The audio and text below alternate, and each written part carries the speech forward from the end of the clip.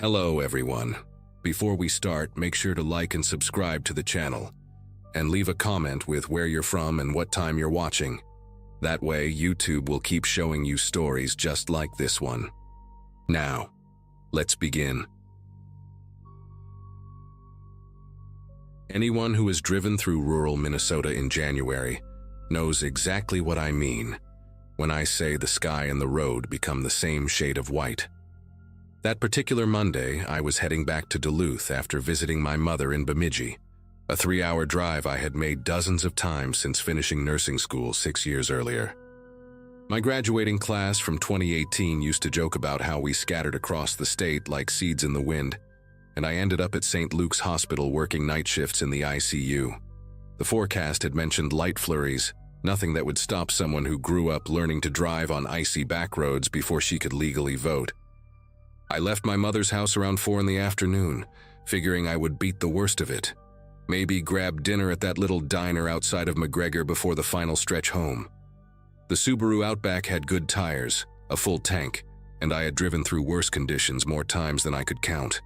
Looking at the pale gray clouds gathering on the horizon, I remember thinking this would be just another uneventful winter drive. By 5:30, I knew I had made a terrible mistake.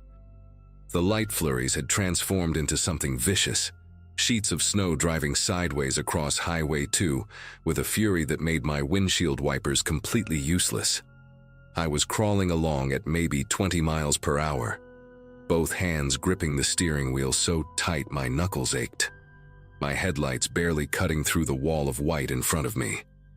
The road had emptied out completely in the past half hour, which should have been my first warning to pull over and wait it out.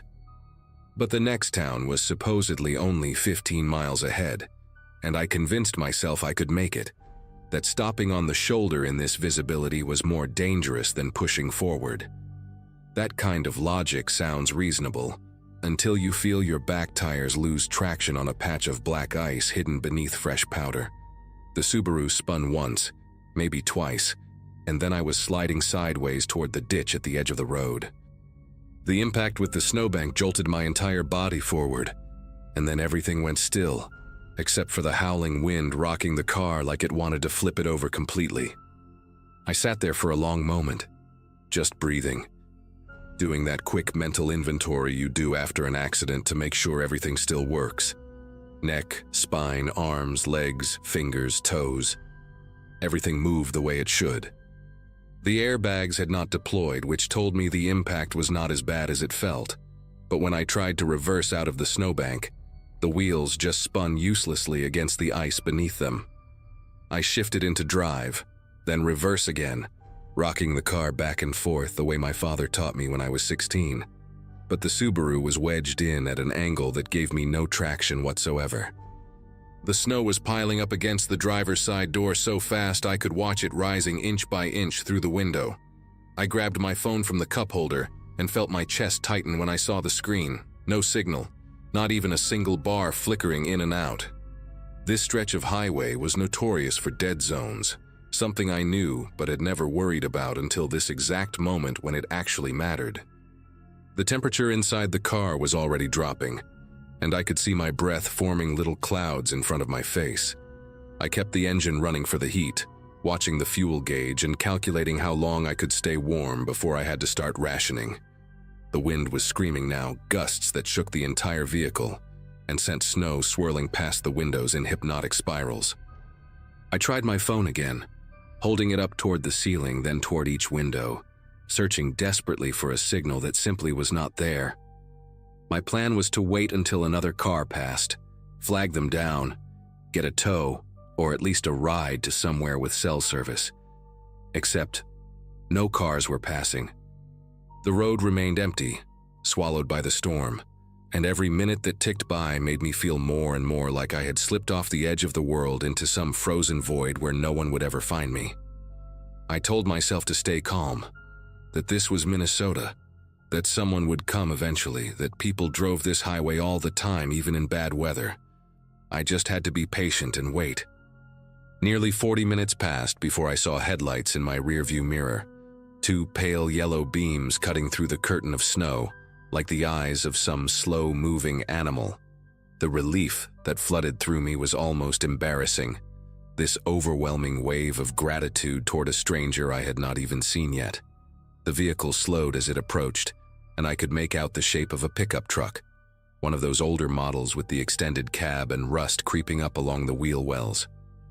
It pulled onto the shoulder about 20 feet behind my Subaru, hazard lights blinking orange through the white haze, and for a moment, nothing happened. I watched in my mirror as the driver's side door opened and a figure climbed out, hunched against the wind, wearing a heavy canvas jacket the color of dried mud and a hunting cap with the ear flaps pulled down. He walked toward my car with this unhurried pace that struck me as strange given the conditions, like he was strolling through a parking lot on a sunny afternoon instead of trudging through a blizzard on a deserted highway. I rolled my window down about 2 inches, just enough to speak through, and the cold air that rushed in felt like needles against my face. He leaned down to the gap in the window, and I got my first real look at him. Mid-50s maybe, with a face that had clearly spent decades outdoors, deep creases around his eyes and a nose that looked like it had been broken at least once.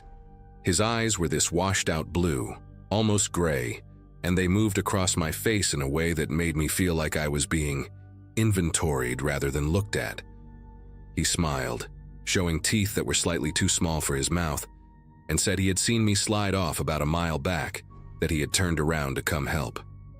His voice was calm, friendly even, with that particular Minnesota accent that stretches vowels out flat like taffy. He said his name was Lyle, asked if I was hurt, asked if I had anyone coming. I told him I was fine, just stuck, that I had no cell signal, but I was sure someone else would come by soon. He nodded slowly at that, looking up and down the empty road, then back at me with those pale eyes. The wind was howling so loud I had to lean closer to the window gap to hear him when he said I should let him help me get out before the weather got worse. Before, he said, like this was not already the worst weather I had ever driven through in my life. I thanked him for stopping, but told him I would rather wait for a tow truck, that I had roadside assistance through my insurance, and someone would be along eventually. The words came out polite, measured, the way you talk to a patient's family member when you are trying to de-escalate without making things worse. Lyle straightened up and looked at my car for a long moment, then crouched back down to the window with that same small-toothed smile. He said there was no tow truck coming in this storm, that the county had already closed the highway about 10 miles east, that I was lucky he came along when he did. Something about the way he said lucky made my skin prickle beneath my coat. He reached for the door handle and pulled, gently at first, then with more force when he found it locked. His smile did not change, but his eyes did, something flickering behind them like a shadow passing across water. He asked me to unlock the door so he could help me out, said his truck had 4-wheel drive and chains on the tires, said he could take me somewhere safe and warm. I told him no thank you. I was fine, I would wait. My voice stayed steady, but my heart was beating so hard I could feel it pulsing in my throat. Lyle stood there for what felt like a full minute, just staring at me through that 2-inch gap in the window, the snow accumulating on his shoulders and the brim of his cap. Then he walked around to the back of my car, disappearing from view, and I twisted in my seat to try to see what he was doing through the rear window. The snow was too thick, the glass too fogged from my breath, and all I could make out was his dark shape moving near my back tire. I heard a sound, this sharp hissing noise that cut through the wind, and it took me a moment to understand what it was. He was letting the air out of my tire. I started honking the horn, long, desperate blasts that the storm swallowed almost immediately, and Lyle came back around to my window with something new in his expression. Not anger exactly, but a kind of patient disappointment, like a parent dealing with a stubborn child. He wedged his boot against the bottom of my door, right in the gap where it met the frame, and leaned close to the window. His breath fogged the glass as he told me that I had no choice but to accept his help now, that I was not going anywhere on a flat tire in a blizzard, that I was being foolish, and he was trying to save my life. The hissing continued from somewhere behind him, and I realized he must have moved to the other rear tire before coming back to the window. I kept hitting the horn, pressing it over and over, the sound pathetic and muffled against the roar of the storm. Lyle did not even flinch, just stood there with his boot wedged against my door, watching me with those colorless eyes like he had all the time in the world. Then I saw something that made my heart seize up in my chest, a faint glow in the distance behind his truck, barely visible through the whiteout but definitely there. Another vehicle, headlights moving toward us, slow but steady, and I realized this was my only chance to get someone's attention. I laid on the horn with everything I had, screaming at the same time even though I knew no one could hear me through the closed windows and the howling wind.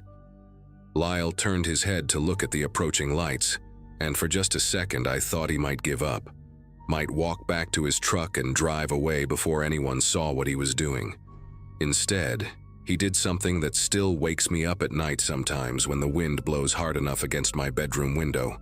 He moved fast, faster than I would have expected from a man his age, climbing onto the hood of my car with the agility of someone who had done this before. He was carrying something, a bundle he must have grabbed from his truck while he was behind my car, and he shook it out as he crouched on the hood like some massive bird of prey. It was a tarp, dark green canvas, the kind you use to cover firewood or wrap around things you want to hide. He spread it across my windshield with quick, practiced movements, tucking the edges down on either side so the wind would not rip it away, and suddenly I was in complete darkness.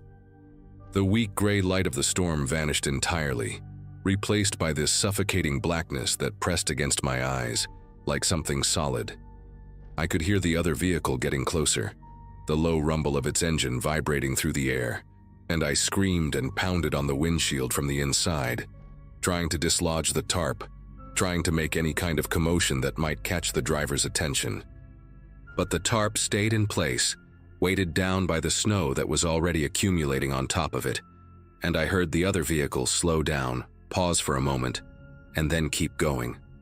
The engine sound faded into the storm until there was nothing left but the wind and Lyle's boots shifting on the hood above me, patient and deliberate, waiting in the darkness he had created.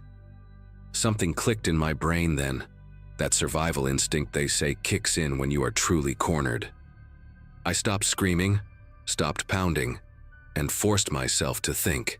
My purse was on the passenger seat, and inside it was a small canister of pepper spray my mother had given me years ago, one of those gifts you toss in your bag and forget about, until suddenly you need it more than you have ever needed anything. I found it by touch in the darkness, my fingers closing around the cold metal cylinder, and I rolled down my window another inch, just enough to fit my hand through. I could hear Lyle moving on the hood, probably repositioning himself to watch the window, and I knew I would only get one chance at this. When his face appeared at the gap, those pale eyes squinting down at me through the opening, I pressed the nozzle and sprayed directly into his eyes without hesitation. The sound he made was not quite human, this guttural shriek of pain and rage that cut through the storm like a blade. He fell backward off the hood, and I heard him hit the ground on the passenger side, cursing and coughing and clawing at his face. I did not wait to see if he could recover. I threw open my door against the snowbank, forcing it through the accumulation with strength I did not know I had, and I ran. The tarp was still covering my windshield. My tires were flat, and I had no phone signal, but none of that mattered anymore. I ran toward the direction the other car had gone, stumbling through knee-deep snow, the wind tearing at my coat and my hair and my face. Behind me, I could hear Lyle screaming my way, calling me names, telling me I was going to freeze to death out here, that I needed him, that I was making a mistake. I kept running. About a quarter mile down the road, I saw lights through the snow, not moving this time, but stationary, and I realized there was a farmhouse set back from the highway that I had not noticed before. I made it to their door somehow, collapsed against it, pounded until an elderly woman opened it with a shotgun in her hands, and her husband already on the phone with the sheriff. They brought me inside, wrapped me in blankets, gave me hot coffee while I shook so hard I could barely hold the cup.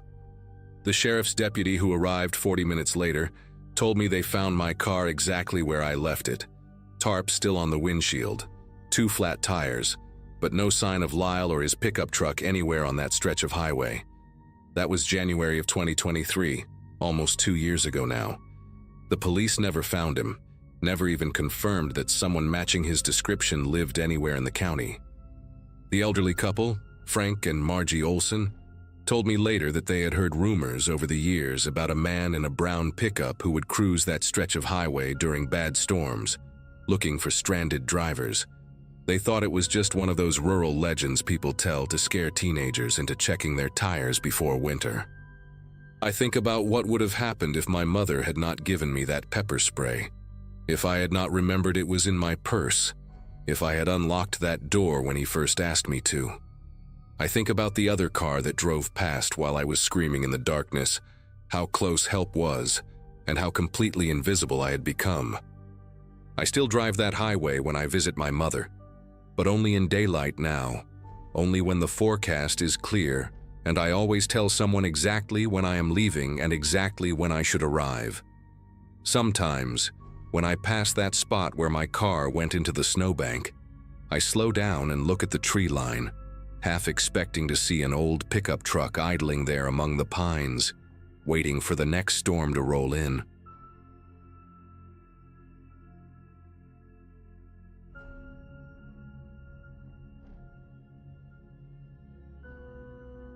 Minnesota winters have a reputation, but nothing prepares you for what happens when a storm decides to show you exactly how small and fragile you really are.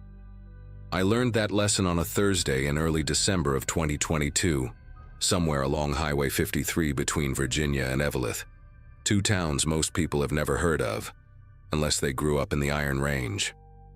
At 26, I had been working as an HVAC technician for almost 2 years, driving my company truck across frozen stretches of rural highway to fix furnaces for people who lived so far from everything that the nearest grocery store was an hour away. The job paid decent, the solitude suited me, and I had grown comfortable with long drives through empty landscapes. That comfort almost killed me. The forecast had mentioned snow, maybe 6 to 8 inches, nothing unusual for that part of the state. But forecasts lie sometimes, and this one lied in a way that nearly cost me my life. The first sign of trouble came when my windshield turned completely white in less than 30 seconds. One moment I could see the road, the faded yellow lines, the skeletal trees lining both sides. And then it was gone, all of it, swallowed by a wall of snow so thick it looked solid. I pulled over immediately, heart pounding, and watched the temperature display on my dashboard drop from 12 degrees to -4 in what felt like minutes. My truck, an old Ford F-150 with 200,000 miles of rust and stubbornness holding it together, started making a sound I had never heard before, a grinding, choking noise that ended with a shudder and then silence. I turned the key again and again, but the engine refused to respond. The heater died with it, and within 5 minutes I could see my breath forming thick clouds inside the cab. I remember sitting there, gripping the steering wheel with both hands, trying to calculate how long a person could survive in a broken-down truck during a blizzard with no cell signal, and no other cars in sight. My phone had 1 bar of signal that flickered in and out like a dying heartbeat. I tried calling 911 3 times, and each time the call dropped before it even connected. I sent a text to my boss, Hank, telling him my location and that I was stranded. The message sat there with a little spinning circle for 10 minutes before finally showing delivered. Whether he actually received it or not, I had no way of knowing. The cold was getting serious now, the kind that makes your fingers clumsy and your thoughts sluggish. I had a winter emergency kit in the back seat, blankets, hand warmers, a flashlight, some granola bars, because Hank drilled that into every new hire. I wrapped myself in both blankets and cracked open 2 hand warmers, pressing them against my chest. For a while, maybe an hour, I told myself this was manageable. Someone would come. A plow truck, a state trooper, another driver. But the snow kept falling so heavy that I could barely see the hood of my own truck, and the silence outside was absolute. No engines, no voices. Nothing but the wind screaming against the windows like something trying to get in. The decision to leave the truck was the dumbest thing I have ever done, and I knew it was dumb even as I was doing it. But hypothermia does something to your brain. It whispers to you, tells you that action is better than waiting, that movement means survival. I remembered passing a gas station maybe 2 miles back, a little place with a faded Conoco sign and a single pump out front. 2 miles.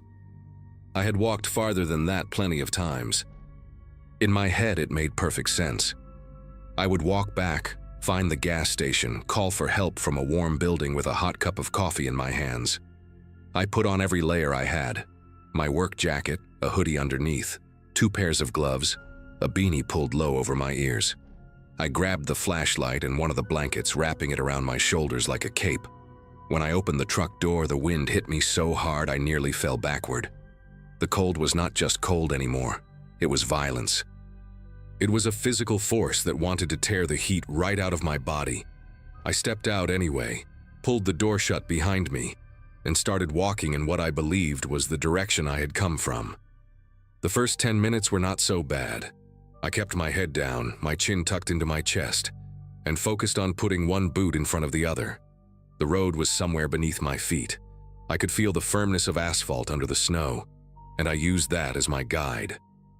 Left foot, right foot, keep moving, stay on the hard surface. The blanket around my shoulders was already soaked through, heavy with snow that melted from my body heat and then froze again into a stiff, icy shell. My flashlight cut a weak yellow beam through the white chaos, illuminating maybe 3 feet ahead of me before the snow swallowed the light completely. I counted my steps to keep my mind occupied.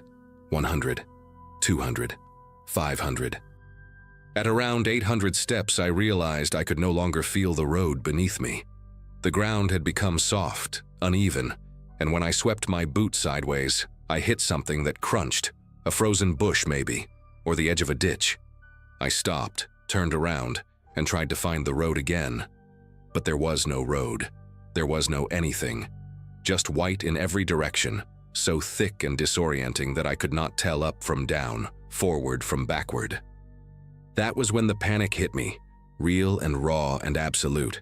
I spun in a circle, waving my flashlight like it could somehow cut through the storm and show me where I was. Nothing. The wind had picked up even more, howling so loud it drowned out my own thoughts, and the snow was falling sideways now, stinging my face like tiny needles made of ice. I picked a direction, any direction, and started walking again, faster this time, almost running. My lungs burned from the cold air, each breath feeling like I was inhaling broken glass. I do not know how long I walked like that, stumbling through snow that came up past my knees in some places, tripping over things I could not see. 10 minutes maybe, 20. Time had stopped making sense. And then, through the white curtain ahead of me, I saw a light, a faint yellowish glow flickering like a candle in the distance. Relief flooded through me so hard my knees almost buckled. The gas station. I had found it. I pushed forward with everything I had left, my legs screaming, my fingers numb inside my gloves, my eyes locked on that beautiful, impossible light. The light vanished. 1 second it was there, warm and promising, and the next it was gone, swallowed by the storm like it had never existed at all. I stopped dead in my tracks, blinking hard, trying to find it again. Maybe the snow had just gotten thicker for a moment. Maybe I had looked away at the wrong time. I turned slowly, scanning the white emptiness around me, and that was when I saw it again. But now it was behind me, in the direction I had just come from. That made no sense. I had been walking toward it. How could it be behind me now? My brain tried to explain it away, telling me I had gotten turned around somehow, that the wind had spun me without me noticing. I started walking toward it again, my steps slower now, more careful. The cold had seeped so deep into my bones that I was no longer shivering, and some distant part of my mind, the part that still remembered the safety training videos Hank made us watch, knew that was a very bad sign. When you stop shivering, it means your body has given up trying to warm itself. It means you are running out of time. I do not know when I first heard the voice. It crept into my awareness slowly, like a radio station fading in through static. At first I thought it was just the wind playing tricks on my frozen ears, But then I heard it clearly, a man's voice somewhere to my left calling out a name. "Corbett," it said. "Corbett, over here." That was not my name. My name is Jensen. But in that moment, with my thoughts moving like cold syrup, I did not question it. I turned toward the voice and started walking. It felt so real, so close, like someone was standing just a few feet away in the white chaos. I even called back to them. "Hey," I shouted, or tried to shout. My voice came out cracked and weak, barely louder than a whisper. "Hey, I am here. I am over here." The voice kept calling, always just ahead of me, always just out of reach. "Corbett, Corbett, over here." I followed it like a dog following its owner, stumbling through the snow, no longer feeling my feet or my hands or most of my face. Some part of me knew something was wrong. Some part of me was screaming that there was no one out there, that I was alone, that my brain was breaking down from the cold. But that voice was the only thing I had left to hold on to, and I could not let it go. The next part is hard to explain because it did not feel like it was happening to me.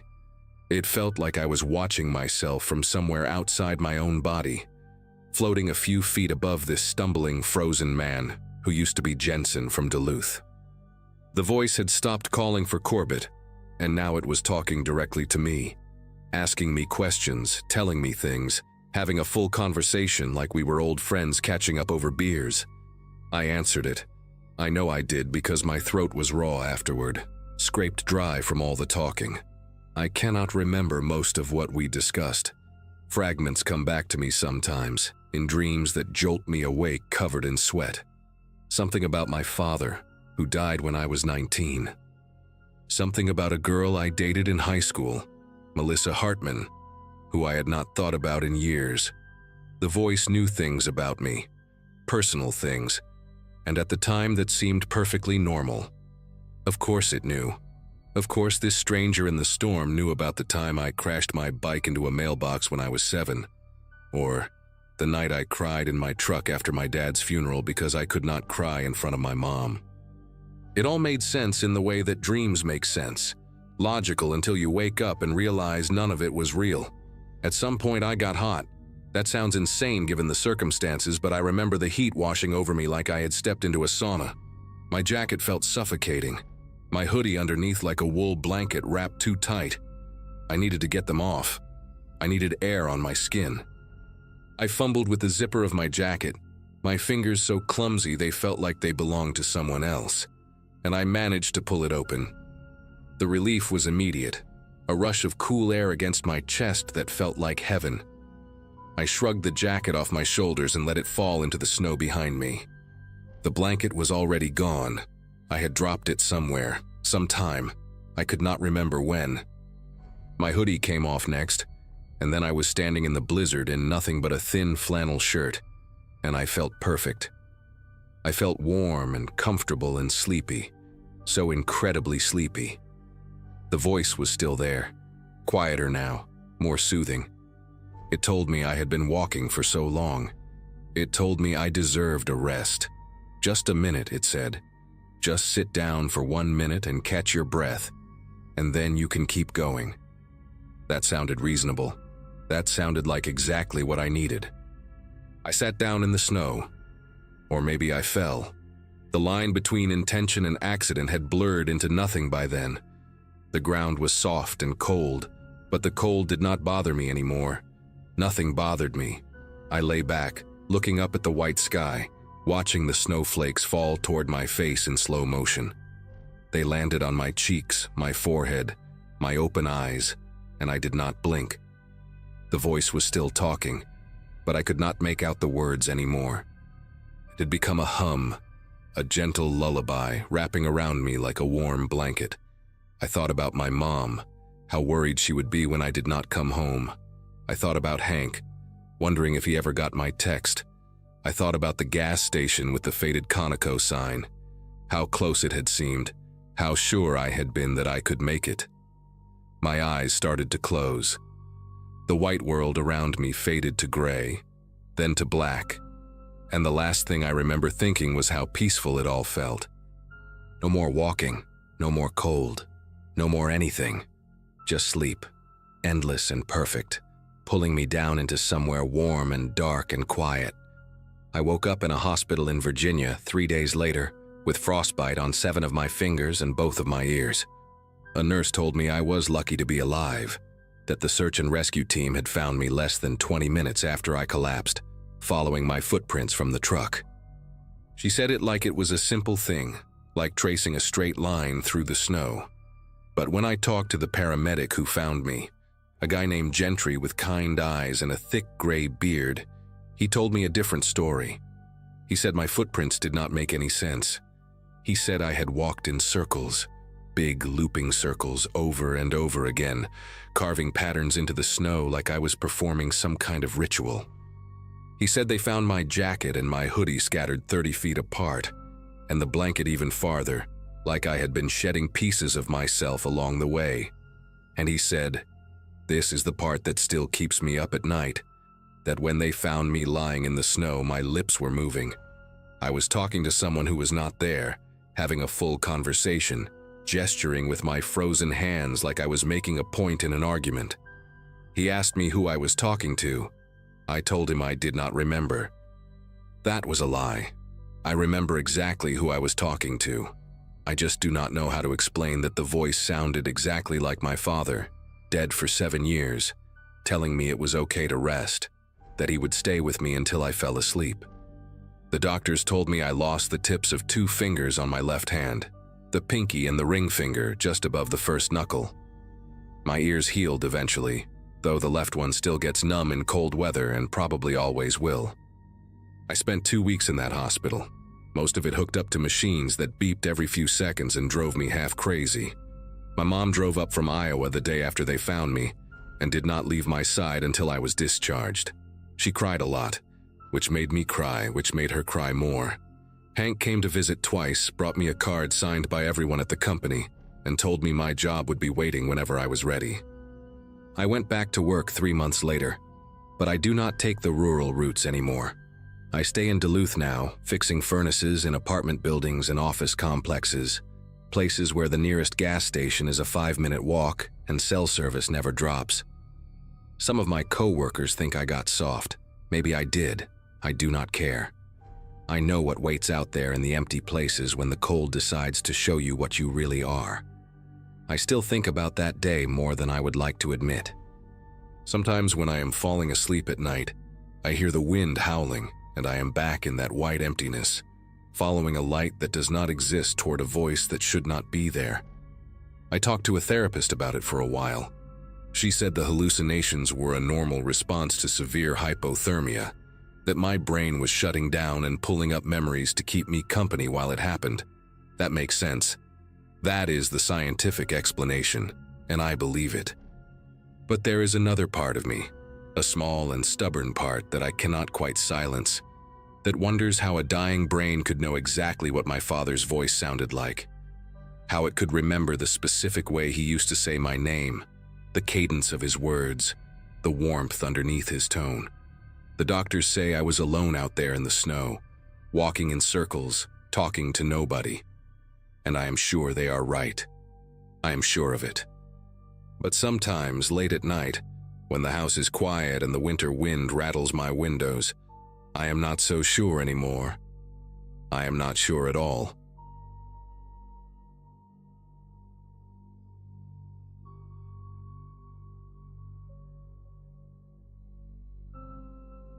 Nobody warns you about how quiet it gets when you're truly stuck.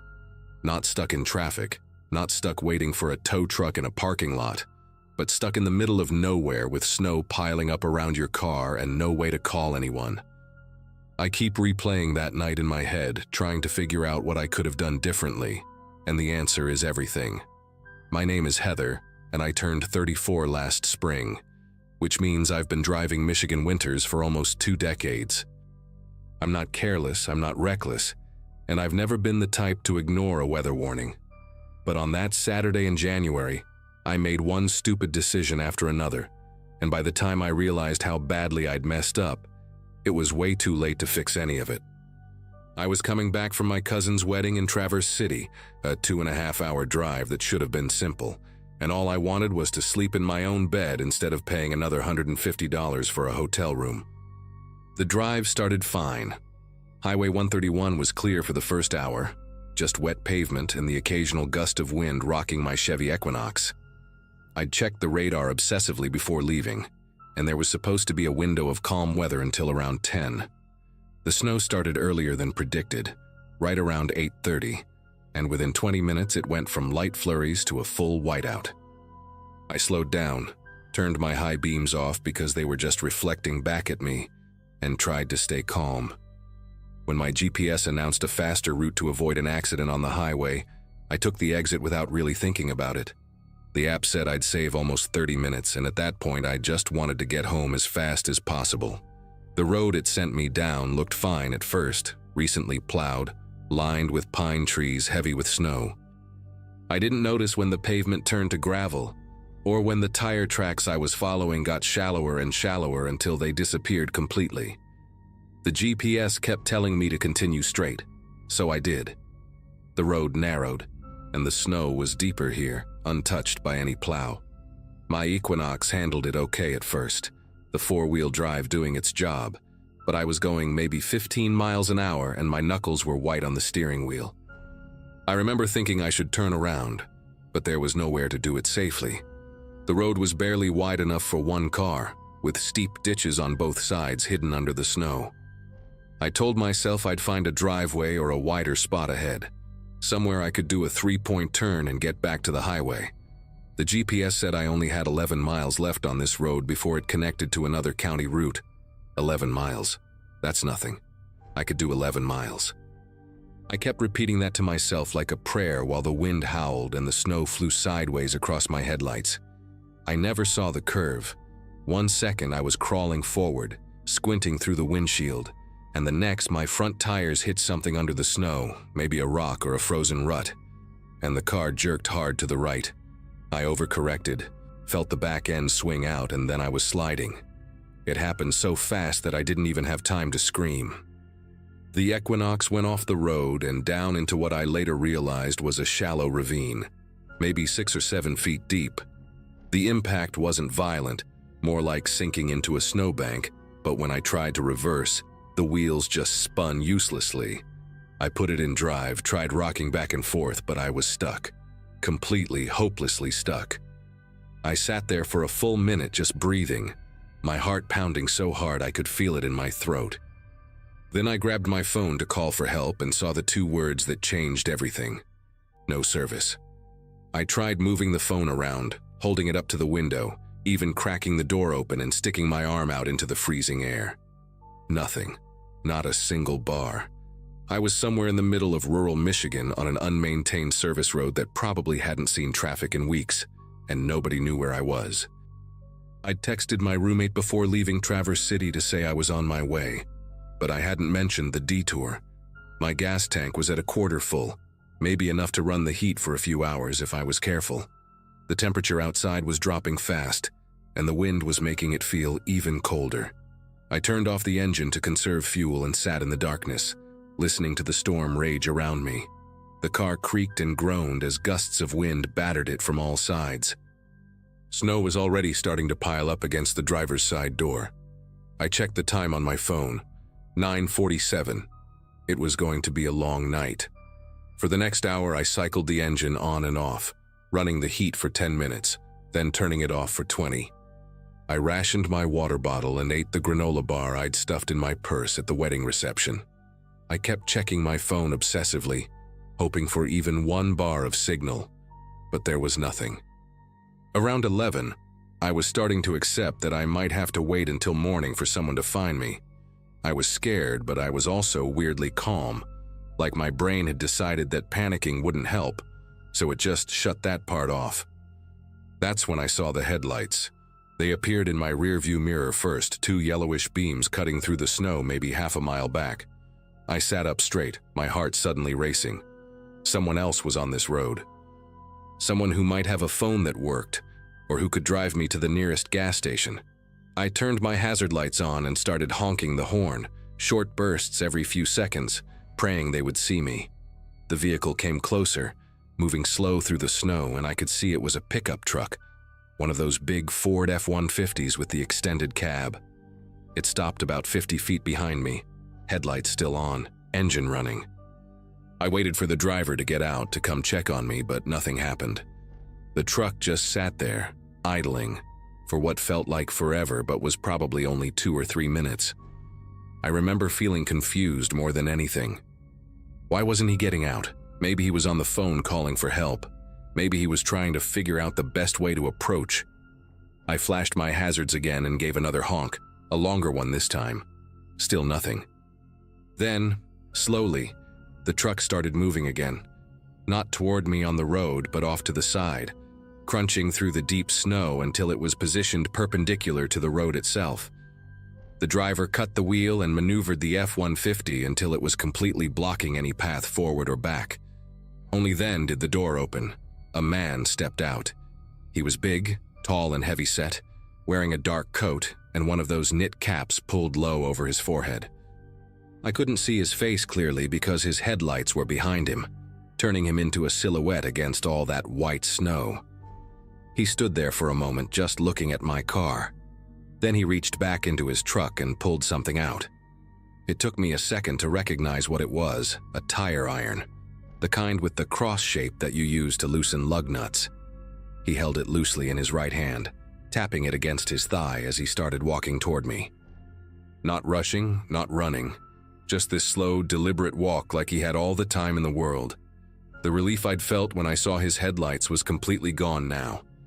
In its place was something else, a cold, sick feeling that started in my stomach and spread through my whole body. Every instinct I had was screaming that something was very wrong with this situation. I locked my doors. It was automatic, just a reflex, and the click of the lock seemed impossibly loud in the quiet of the car. The man stopped walking when he heard it. He was maybe 20 feet away now, close enough that I could see he was smiling. Not a friendly smile. Not the kind of smile someone gives you when they're about to help you out of a bad spot. It was the smile of someone who knew they had all the power and you had none. He said something, but I couldn't hear it through the closed window and the wind. He gestured with the tire iron, pointing at my door, then made a cranking motion like he wanted me to roll down my window. I shook my head. He took another step closer. My mind was racing through options and coming up empty. I couldn't drive away because my car was stuck. I couldn't call for help because I had no signal. I couldn't outrun him in knee-deep snow wearing the dress flats I'd worn to the wedding. The only thing between me and this man was a couple inches of glass and some sheet metal, and he had a tool designed specifically for breaking things. He walked around to the front of my car, taking his time, looking at how I was stuck in the ravine. Then he came to the driver's side window and knocked on it with the tire iron. 3 slow taps that made the glass vibrate. He leaned down and I saw his face for the first time. He looked normal. That was the worst part. Not like a monster, not like a movie villain. Just a regular guy, maybe mid-40s with a patchy beard and small dark eyes. He could have been someone's neighbor, someone's co-worker, someone you'd pass in the grocery store without a second glance. He said something again, and this time I could make out the words through the glass. He said I looked cold. He said he could help me warm up. The way he said it made my skin prickle with fear. I grabbed the only thing I could find, an ice scraper with a heavy plastic handle, and held it up so he could see it. He laughed. Actually laughed, like I'd just told him a joke. He raised the tire iron and I thought, this is it. He's going to smash the window and drag me out. I was already bracing myself, trying to figure out where to hit him with the scraper when he came through. But then something happened. Headlights, more headlights, coming from the same direction his truck had come from. He saw them too, and his whole body language changed. He stepped back from my window, looked at the approaching vehicle, then looked back at me. For a second we just stared at each other, and I could see him calculating, weighing his options. The new headlights were getting closer, and I could hear the engine now, something big like another truck or maybe an SUV. The man with the tire iron took one more look at me, and what I saw in his eyes terrified me more than anything else that night. It wasn't anger or frustration at being interrupted. It was patience, like he was just putting something on pause, something he fully intended to come back to later. He walked back to his truck without hurrying, climbed in, and drove off into the storm, his taillights disappearing in seconds. The other vehicle turned out to be a county plow truck doing an emergency run on the main road about a mile east. The driver, a guy named Pete who looked like he was in his 60s, said he'd seen tire tracks going down the service road and figured someone might be in trouble. He called dispatch on his radio, and within an hour there was a tow truck pulling my Equinox out of the ravine and a sheriff's deputy taking my statement. I told them everything, described the man, described his truck, gave them the partial plate number I'd somehow managed to memorize in those terrifying minutes. They said they'd look into it. That was almost a year ago now. They never found him, no arrests, no suspects, nothing. Sometimes I wonder if he's still out there, driving those back roads during snowstorms, looking for someone else whose GPS sent them the wrong way. I sold my Equinox 2 months after that night. I couldn't stand sitting in it anymore. Couldn't stop seeing his face in the window every time I got behind the wheel. I take the highway now, always, even if it adds an hour to my trip. And when the snow starts falling, I don't drive at all. I just stay home, lock my doors, and wait for it to pass.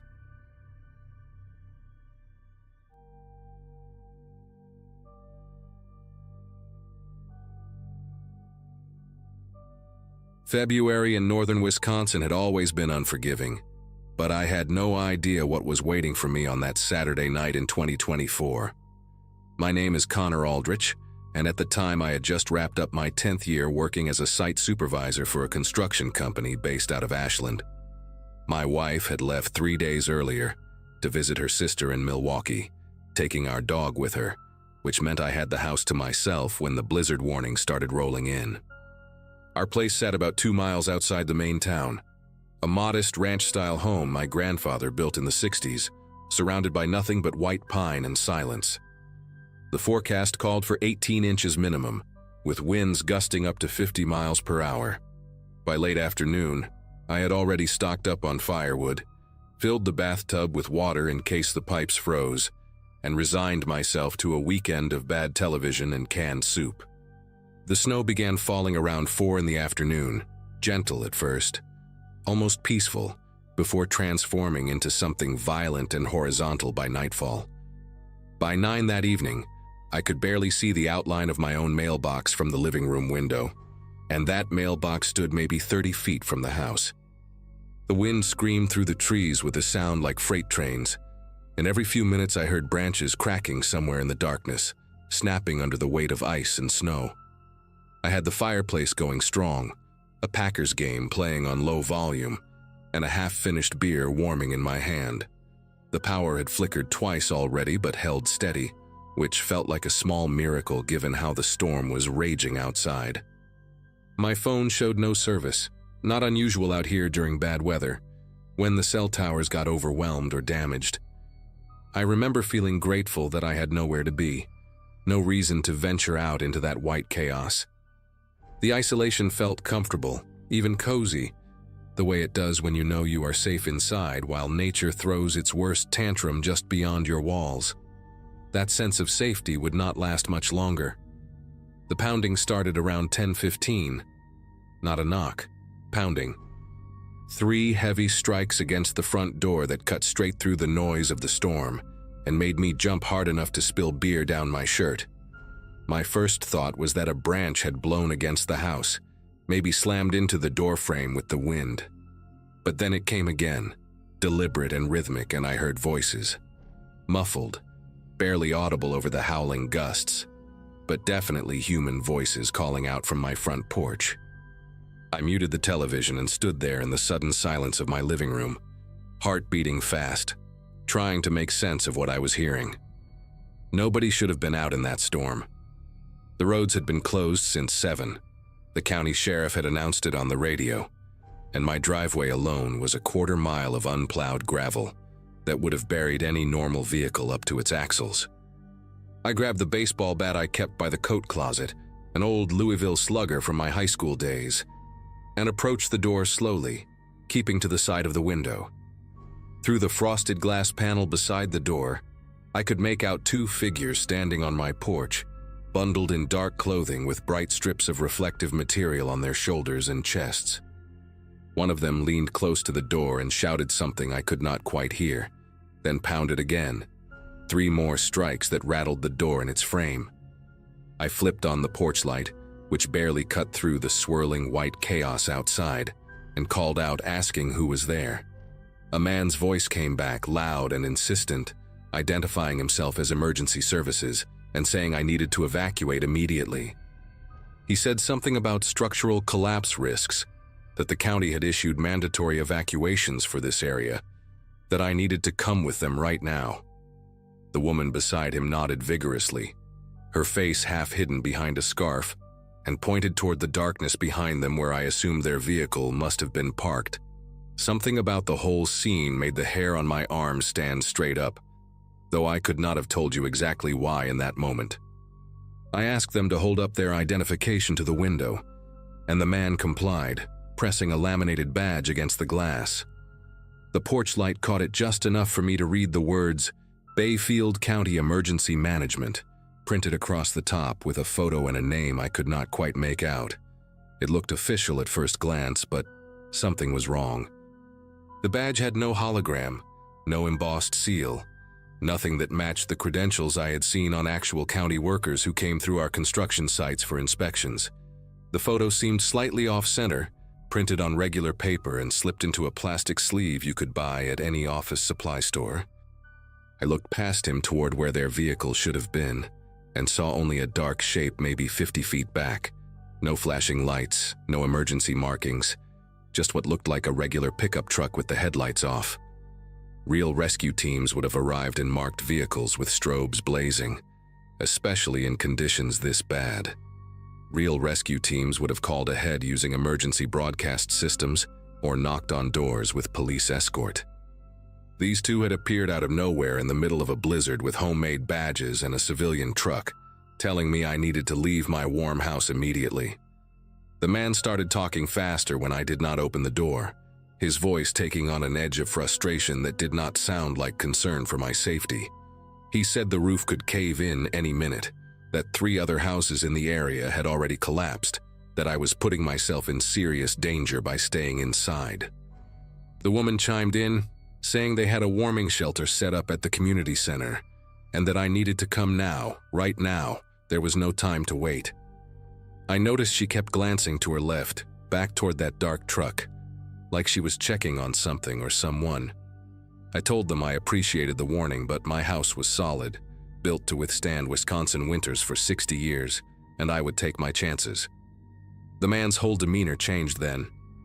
He leaned closer to the door, close enough that I could see his breath fogging up the glass, and said in a lower voice that they could not leave me here, that they had orders to bring everyone out, that I needed to open the door so they could explain the situation properly. He said the word orders like it meant something, like I should be impressed or intimidated. I tightened my grip on the bat and told them I was not going anywhere. That was when the woman spoke up again, and what she said sent a chill straight through me that had nothing to do with the cold. She said they understood my hesitation, that people get scared during emergencies, but that they really needed to come inside for just a moment to assess the structural damage from within.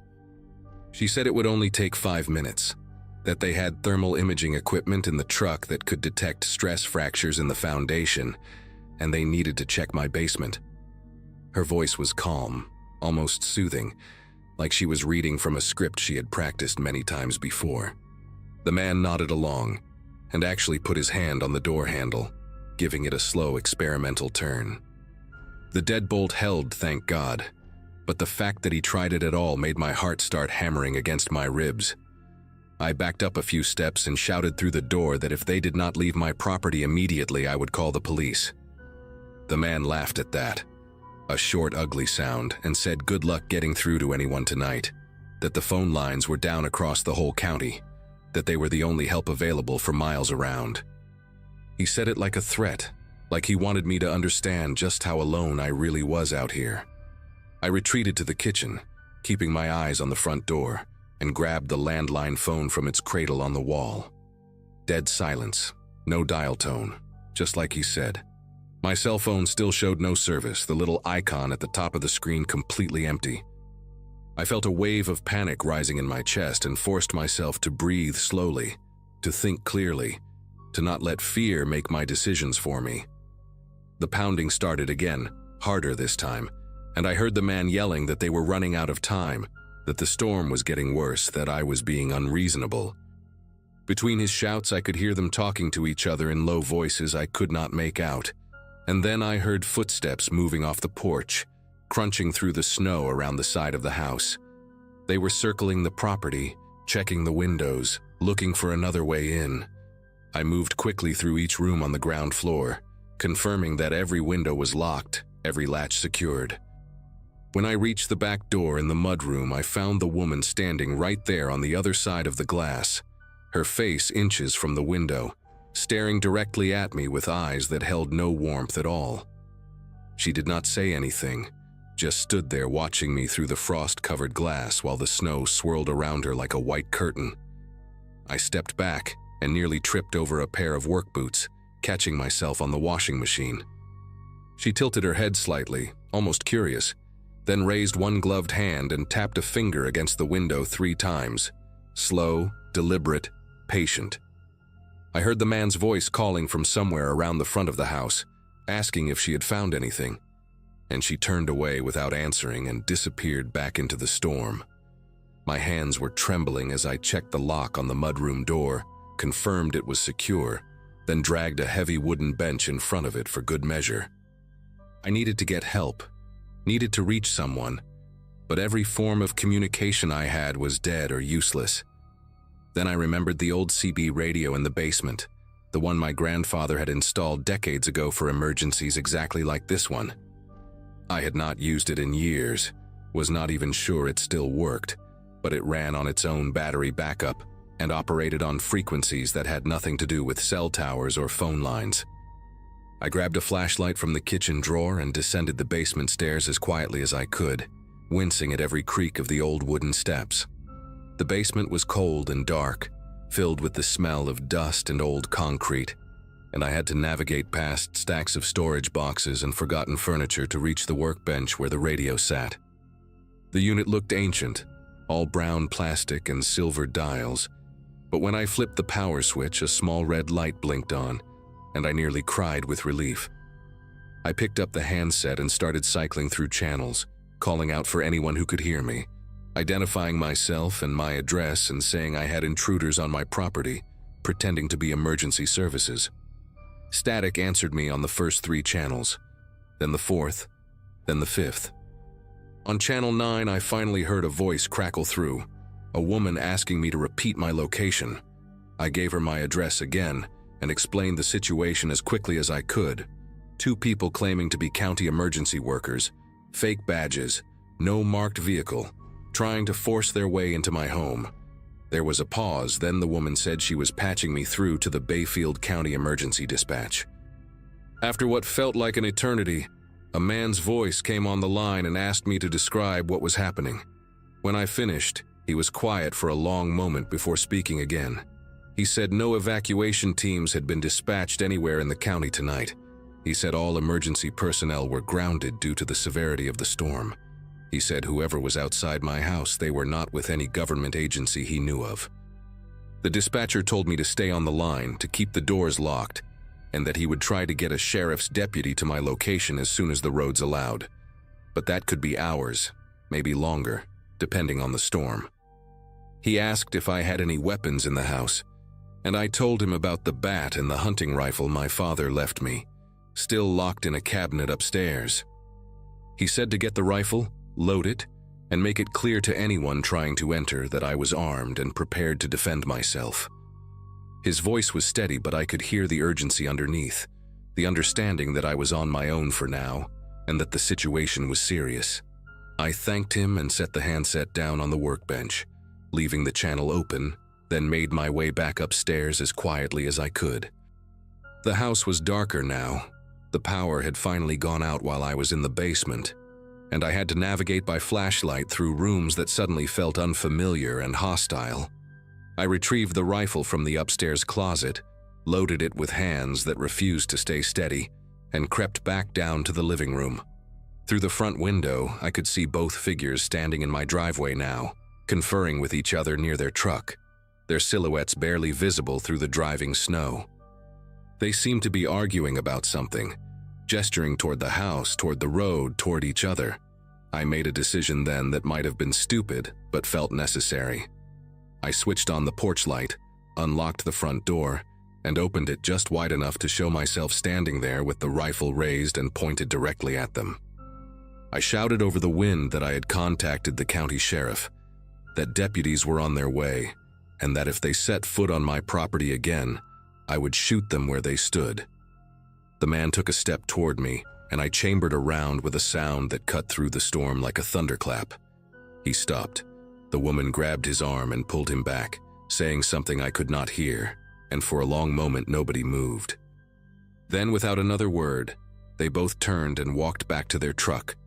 The engine started, the headlights flicked on, and they backed slowly down my driveway until the taillights disappeared into the white void of the blizzard.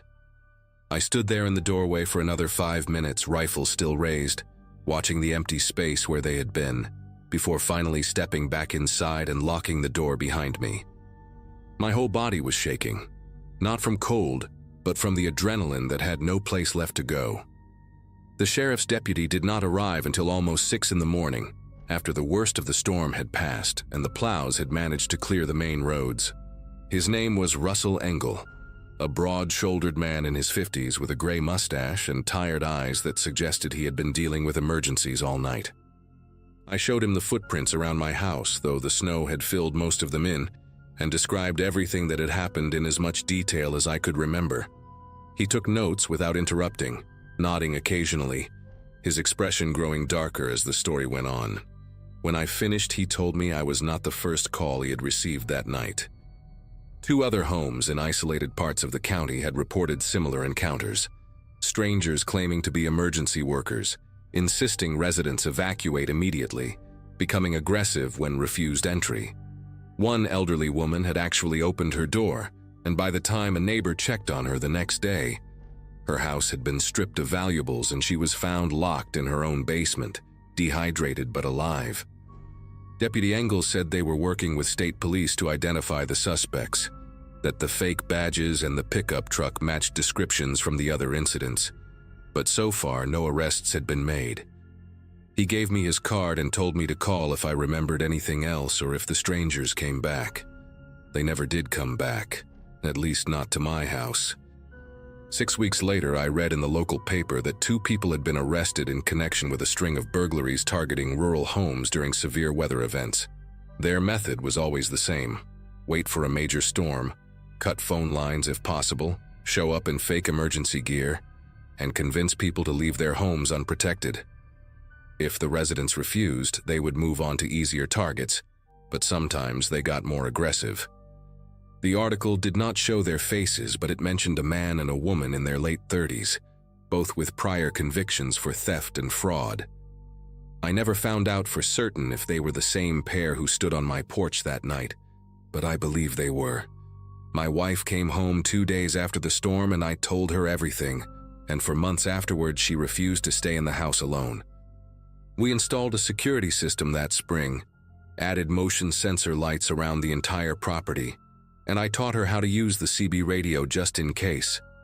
Every time a big storm rolls through now, I find myself checking the locks twice, 3 times, listening for footsteps on the porch, watching the driveway for headlights that should not be there. I know I did the right thing by not opening that door, but some nights I still lie awake wondering what would have happened if I had. What they would have done, where I would have ended up. The storm outside passes eventually, but that question never really goes away.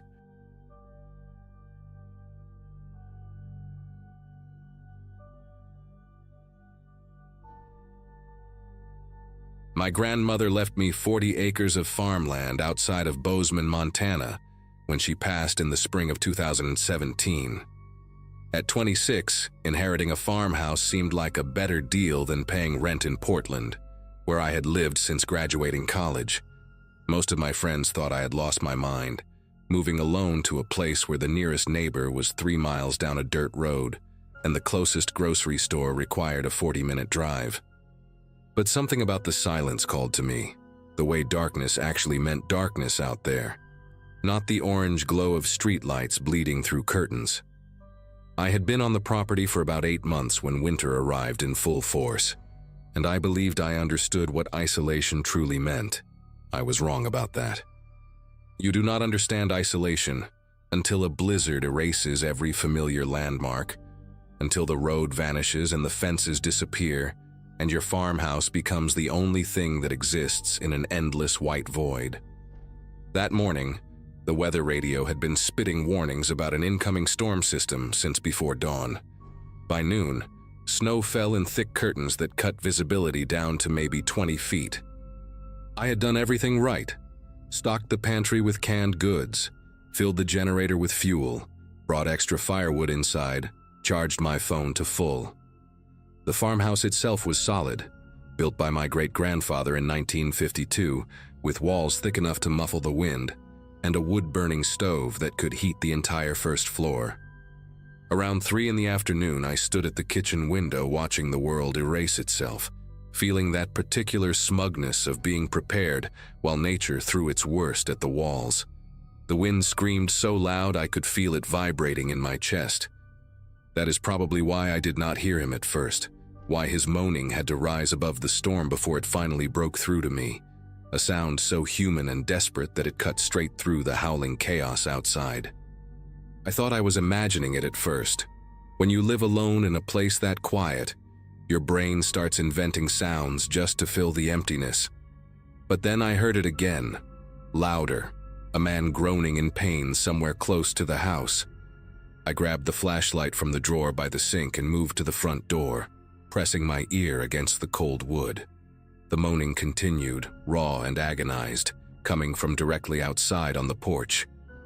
My heart was pounding as I unlatched the deadbolt and cracked the door open just enough to aim the flashlight beam into the swirling snow. And there he was, crumpled on my front steps like a puppet with its strings cut, a man in a brown canvas jacket and jeans clutching his right leg and grimacing up at me through the ice crystals clinging to his eyebrows and beard. He looked maybe 40, 45, with a weathered face and pale blue eyes that squinted against the flashlight. He was shivering violently, his lips already taking on a bluish tint that terrified me more than anything else. He said his name was Ray, that he had been driving on the county road when the storm got too bad, and he pulled over to wait it out. He told me he had tried to walk to find help when his car started losing heat, but he slipped on a patch of ice about 100 yards from my driveway and felt something snap in his ankle. He had crawled the rest of the way, he said, following the faint glow of my porch light through the blizzard. His voice came out in stuttering gasps between shivers, and even though something in the back of my mind whispered that I should be careful, I could not leave a man to freeze to death on my doorstep. I grabbed him under the arms and dragged him into the mudroom, his injured leg trailing behind him as he cried out in pain. The cold that came in with him was savage, biting at my exposed skin, and I slammed the door shut against the storm with my shoulder while he lay on the floor, groaning and thanking me over and over. I called 911 immediately, my fingers clumsy on the phone screen.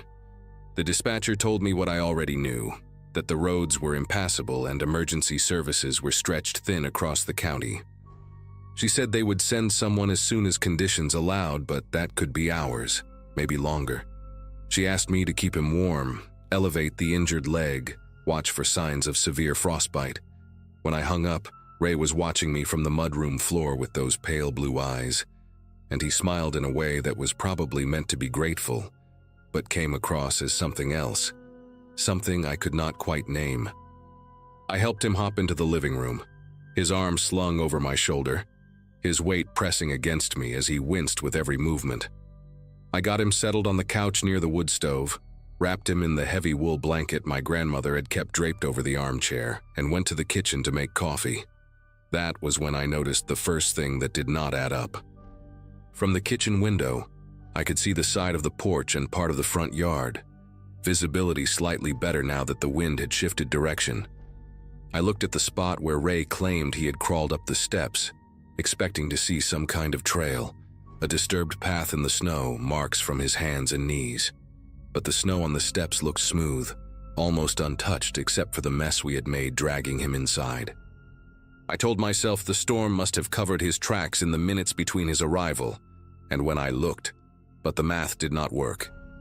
He had been moaning outside for at least a couple of minutes before I opened the door, and the steps were sheltered under the porch overhang. The snow there should not have accumulated that fast. I stared at the pristine white surface and felt a cold knot forming in my stomach that had nothing to do with the temperature outside. I brought him the coffee and sat in the armchair across from the couch, watching him wrap his hands around the mug. He drank slowly, his eyes moving around the room in a way that felt too deliberate, too calculating, lingering on the doorways and windows before settling back on me. He asked how long I had lived here alone, and I lied without thinking, told him my boyfriend was upstairs sleeping off a cold. Ray nodded, but something flickered in his expression, a tiny shift that told me he did not believe a word of it. He asked if the upstairs bedrooms had locks on the doors, said he was just wondering because he did not want to impose, wanted to make sure I felt safe with a stranger in the house. The question landed wrong, too specific, too focused on security. I told him the bedroom doors were old, that none of them locked properly anymore, which was the truth but felt like a mistake the moment it left my mouth. He nodded again, slower this time, and took another sip of his coffee. His ankle, the one he said was broken, rested on the cushion I had propped up for him, but I realized I had not actually seen any swelling, any bruising, nothing but his word that it was injured at all. I excused myself to check on the generator, which was a lie, but I needed to get away from him for a minute to think. The generator was in the mudroom, and I stood there pretending to examine it while my mind raced through everything that had happened. His story about the car on the county road, but I had not heard any engine, had not seen any headlights through the storm before he appeared. The missing crawl marks on the porch steps. The way he asked about locks, about which rooms secured from the inside. I pulled out my phone and dialed 911 again, keeping my voice low. The same dispatcher answered, and I asked her, trying to sound casual, if anyone had reported an abandoned vehicle on the county road near my address. She checked and told me no, nothing had been called in, no stranded motorists in my area at all. I thanked her and said I would call back if I needed anything, then hung up and pressed my back against the mudroom wall, my breath coming shallow and fast. Either Ray had lied about the car, or he had lied about which road he had been on, or he had lied about everything. I went back to the living room and found him standing by the window, his weight balanced evenly on both legs, peering out into the storm. He turned when he heard me, and for just a second his face held an expression I cannot properly describe, something blank and appraising, like a person calculating odds. Then the mask slipped back on, the pained grimace, the slight hunch as he shifted weight off his supposedly broken ankle. He said he thought he heard something outside, maybe an animal. I told him to sit back down, that he should not be standing on that leg, and watched as he made a show of limping back to the couch. But I had seen it now, the way he moved when he thought I was not looking, smooth and steady with no trace of injury. My grandmother kept a shotgun in the hall closet, unloaded, but with shells on the top shelf behind some old photo albums. I had never fired it, never even held it properly, but knowing it was there gave me something to hold on to mentally. I sat back down in the armchair and kept my phone in my hand, pretending to scroll through something while I watched Ray from the corner of my eye. He started asking more questions, casual on the surface but pointed underneath. How far was the nearest neighbor? Whether the county plowed my road, or if I had to hire someone private. If I had family nearby who checked on me during storms. Each question peeled back another layer of my safety, mapping my vulnerabilities with the precision of someone who had done this before. I gave vague answers, mentioned neighbors closer than they actually were, invented a brother who lived in town and visited often.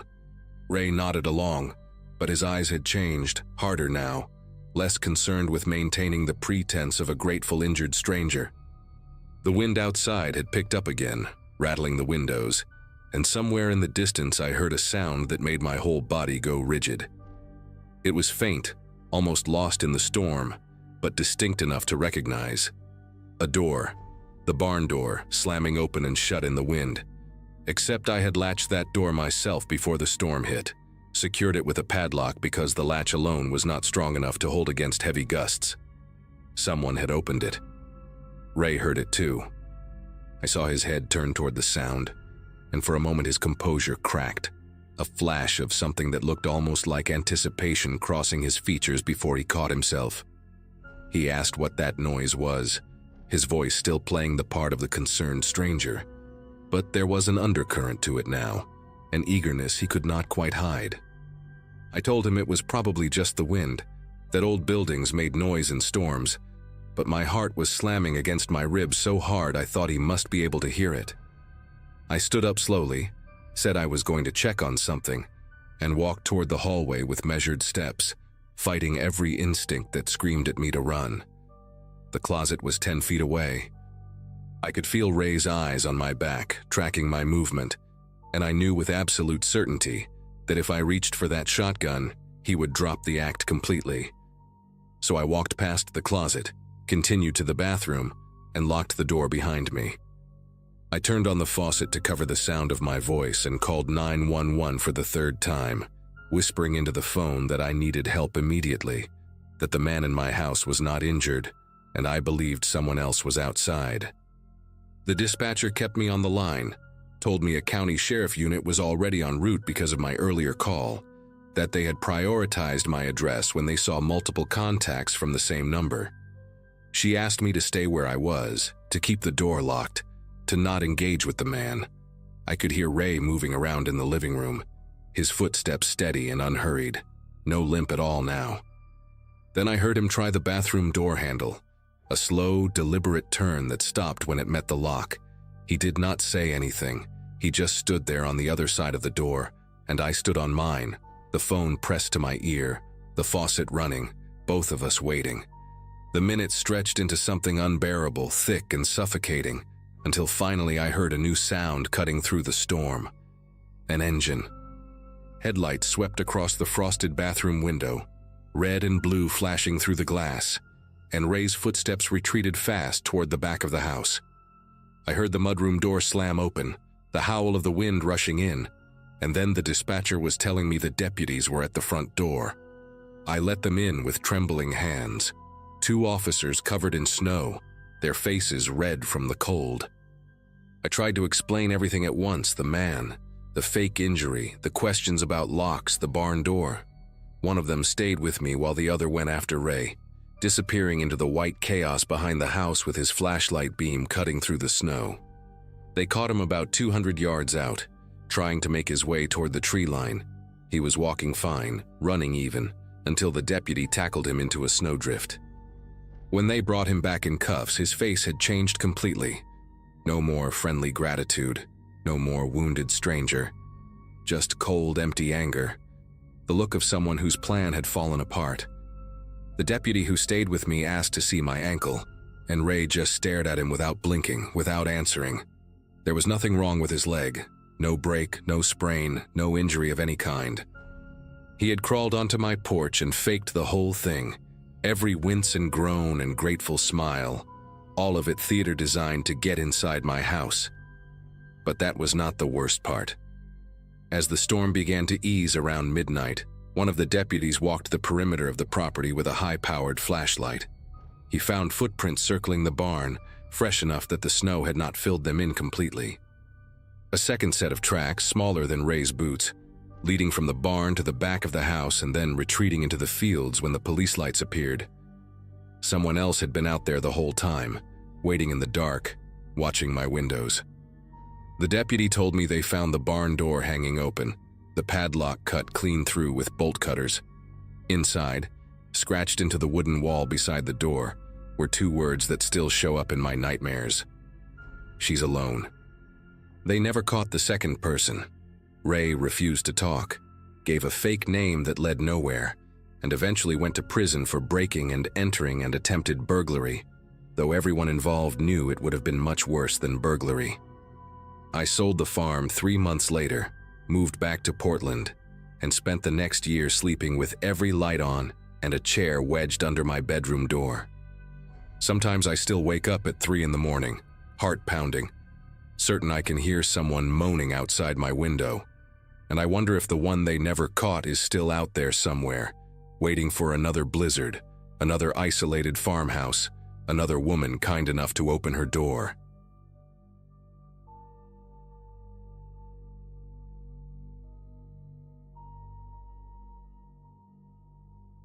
Fights with my stepdad never ended well, but that night was different. He had been drinking since 4 in the afternoon, and when he started in on how I was wasting my life working at a warehouse instead of going to college, I lost it. Words were said, a lamp got knocked over, and my mom just stood there crying instead of telling him to stop. I turned 26 in November, old enough to know better than walking out into a snowstorm, but young enough to still make that exact stupid decision. February in upstate New York does not care about your feelings, and the snow had been falling sideways since lunch. I grabbed my coat off the hook, shoved my feet into my old sneakers, and slammed the door behind me. Town was only 2 miles down Garrison Road. I figured I would make it to the diner, get some coffee, and call my buddy Ray to pick me up once I calmed down. 15 minutes into that walk, I knew I had made a serious mistake. The plows had stopped running hours ago, and the snow was already up past my ankles, soaking through my jeans and freezing against my skin. I could not feel my toes anymore, and my fingers were going numb even shoved deep in my pockets. The streetlights along the road were completely dark, probably from downed power lines somewhere up the hill. I had not seen a single car, not one set of headlights, since I left the house. Everything was white and gray and silent except for the wind cutting through my coat. I kept telling myself the Sunoco station near the old bridge was maybe half a mile ahead, that I could warm up there and figure out my next move. That is when I heard it behind me, an engine rumbling low and slow, tires grinding through the snow at a pace that matched my walking exactly. I glanced back and saw headlights cutting through the snow, maybe 30 feet behind me. A pickup truck, dark-colored, moving at a crawl. My first thought was relief, maybe someone who could give me a ride into town. But the truck did not speed up or slow down, just kept that same creeping pace like it was following me on purpose. I turned back around and walked a little faster, and I swear the engine revved just slightly to keep up. My heart started pounding in a way that had nothing to do with the cold. I told myself I was being paranoid, that whoever it was probably just could not see well in the storm and was being careful. But something in my gut said otherwise. The truck stayed right there, not passing me, not honking, not doing anything a normal person would do, just following. After about 2 minutes of this, the horn gave a short honk and the truck pulled up beside me, passenger window rolling down with a mechanical whine. The driver leaned over toward the open window, and I got my first look at him. He was maybe 50, heavy-set, with a thick gray beard and a camouflage hunting cap pulled low on his forehead. The cab light was on, and I could see fast food wrappers on the dashboard and a bunch of stuff piled on the back seat. He smiled at me, but it was the kind of smile that did not reach his eyes, like he was performing friendliness instead of feeling it. He asked me what the hell I was doing out here in this weather, said I was going to freeze to death if I kept walking. His voice was calm, almost too calm, like he had rehearsed this. I told him I was fine, that town was not far. He shook his head and said the roads ahead were completely blocked, that I would never make it on foot. He told me to get in, that he would take me wherever I needed to go. The windshield wipers were slapping back and forth, and the heat pouring out of that open window felt incredible against my frozen face. Part of me wanted to climb in so badly just to get warm. I made the decision that I still regret to this day. I walked around the front of the truck, headlights blinding me for a second, and climbed into the passenger seat. The heat inside was almost painful against my frozen skin, and I pressed my hands against the vents like they were the only things keeping me alive. The man said his name was Chet, and he asked me mine. I told him, and he repeated it back to me slowly, like he was tasting it. He put the truck in drive and started moving, and I told him I just needed to get to the main strip in town, that the diner would be fine. He nodded and said, "Sure, no problem." But then he turned left at the next intersection instead of going straight. I knew these roads my whole life, and left took you away from town, deeper into the farmland and woods that stretched for miles. I asked him where he was going, trying to keep my voice steady. He said the main road was blocked by a jackknifed semi, that he knew a back way. I had no way to know if that was true or not, but my phone had no signal, and the storm was getting worse by the second. Chet started asking me questions, and at first they seemed normal enough. Where did I live? What did I do for work? Was I married? I answered with short responses, watching the road and trying to figure out where we were. But then the questions got stranger. He asked if I lived alone, if anyone knew I was out walking tonight. He asked if my family would be worried about me, and when I said yes, he got quiet for a long moment before saying, "That was good, that family should worry about each other." The way he said it made my skin prickle even in that hot cab. I noticed he kept glancing at me instead of the road, these quick sideways looks like he was studying me. The truck was moving slow because of the snow, maybe 20 miles an hour, and I realized I had no idea how long we had been driving. 10 minutes, maybe 15. We should have hit some landmark by now, some house or barn or crossroad I recognized. But everything outside was just white darkness and trees I had never seen before. I tried to stay calm and think. My door was unlocked. I had checked that when I got in, but jumping out of a moving vehicle in a blizzard with no idea where I was seemed like trading one death for another. Chet had gone quiet, and somehow that was worse than the questions. He was humming something under his breath, this tuneless little melody that kept repeating. I noticed things I had not seen before. There was a coil of rope on the floor behind my seat, thick and yellow, the kind you would use to tie down equipment. A roll of duct tape in the cup holder between us, silver and half-used. A flashlight wedged between his seat and the center console. None of these things meant anything on their own, I told myself. People keep all kinds of stuff in their trucks. But my body was reacting before my mind could catch up, my leg muscles tensing, my breathing getting shallow. I asked him again how much farther, and he said not long, just a few more miles. He reached over and patted my knee twice, and I had to stop myself from flinching away. His hand was heavy and warm even through my wet jeans, and he let it rest there for just a second too long before pulling it back. The truck turned down an even narrower road, and now there were no tire tracks ahead of us at all. We were the first vehicle to come this way since the storm started, which meant we were nowhere near any main route. The trees pressed in close on both sides, branches scraping against the truck like fingers trying to get in. Chet asked me if I had a boyfriend, and when I did not answer right away, he laughed this low chuckle and said he was just making conversation. He said it must be lonely being out in a storm like this, that people needed to look out for each other. I was gripping the door handle so tight my knuckles ached, trying to calculate if I could survive a fall into the snow at this speed. Then I saw it up ahead, a faint glow through the trees. Lights, some kind of building with actual power. Chet saw it too, and I watched his jaw tighten for just a second before he relaxed again. He said we could stop there for a minute if I wanted. Let the storm calm down a bit. I said yes immediately, trying not to sound as desperate as I felt. It was a small gas station, one of those old independent places with 2 pumps and a little convenience store attached. The lights were on inside, and I could see someone moving behind the counter through the foggy window. Chet pulled up next to the pumps but did not turn off the engine. He said he would wait here, that I should go in and warm up for a minute, use the bathroom if I needed to. The way he said it made it clear he expected me to come back out. I nodded and opened the door, and the cold hit me like a punch after all that time in the heated cab.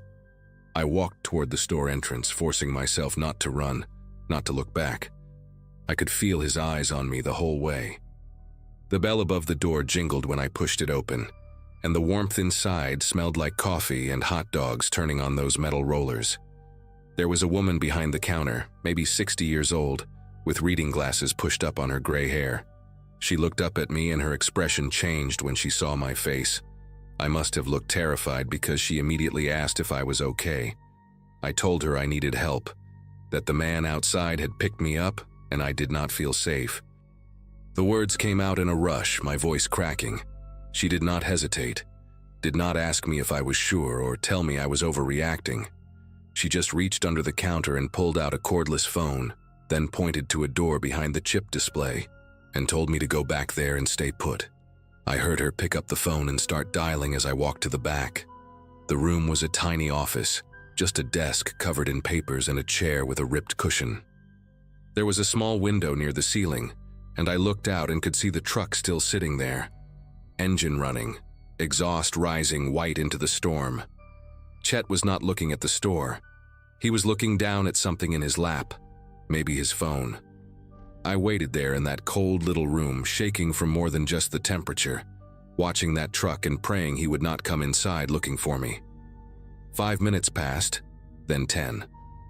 The woman came to the door and told me she had called the sheriff, that someone was on the way even though it might take a while because of the roads. She asked if I wanted coffee, and I almost started crying at how kind she was being. I kept watching through that little window. Chet just sat there in his truck for what felt like forever. Engine still running, wipers still going. Then, after maybe 15 minutes, I saw the cab light come on. He was looking toward the store now, and even from that distance and through the snow, I could tell he was not happy. He sat there another minute or two, just staring at the building, and I stepped back from the window even though I knew he probably could not see me. Then the brake lights flashed. He put the truck in reverse and he pulled out of the lot. I watched those red taillights disappear into the white until I could not see them anymore. My legs gave out and I sat down hard on that old office chair. And that is when I finally let myself cry. The sheriff's deputy arrived about 40 minutes later, a younger guy named Whelan, who took my statement and drove me home himself. He told me they would look into it, try to find a truck matching that description. I gave him every detail I could remember: the camouflage hat, the gray beard, the fast food wrappers, the yellow rope, all of it. He nodded and wrote everything down, but I could tell from his face that he was not hopeful. A dark pickup truck in rural New York in winter. That could be half the county. They never found him, as far as I know. I called the sheriff's office a few times over the next month, but there were no leads, no similar reports, nothing. Sometimes I wonder if Chet was even his real name. I think about that night more than I should, especially when it snows. I think about what would have happened if that gas station had lost power like everywhere else, if there had been no lights to see through the trees. I think about where that road was taking me, and I know in my gut I was not meant to reach the end of it. The woman at the gas station, her name was Beverly, and I went back a week later to thank her properly. She told me I did the right thing trusting my instincts, that too many people ignore that voice in their head telling them something is wrong. I have not ignored it since.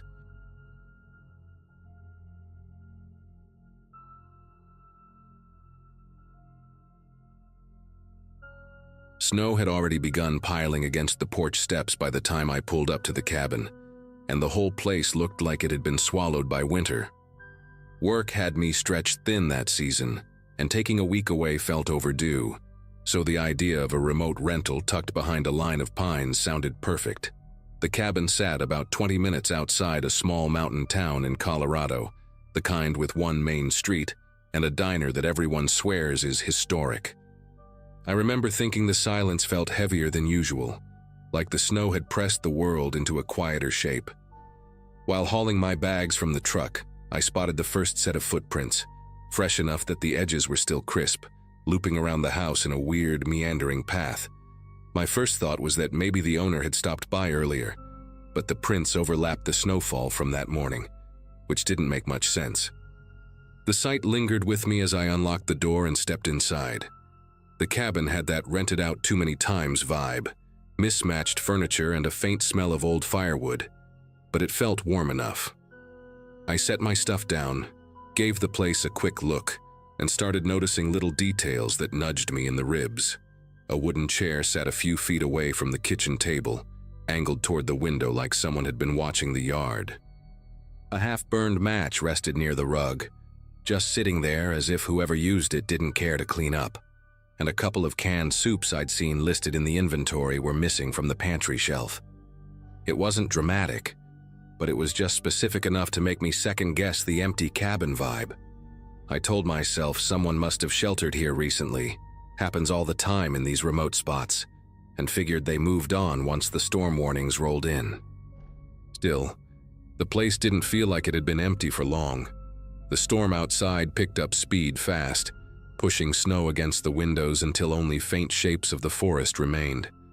With no cell signal and the nearest neighbor half a mile down the road, settling in felt like trying to relax inside a sealed box.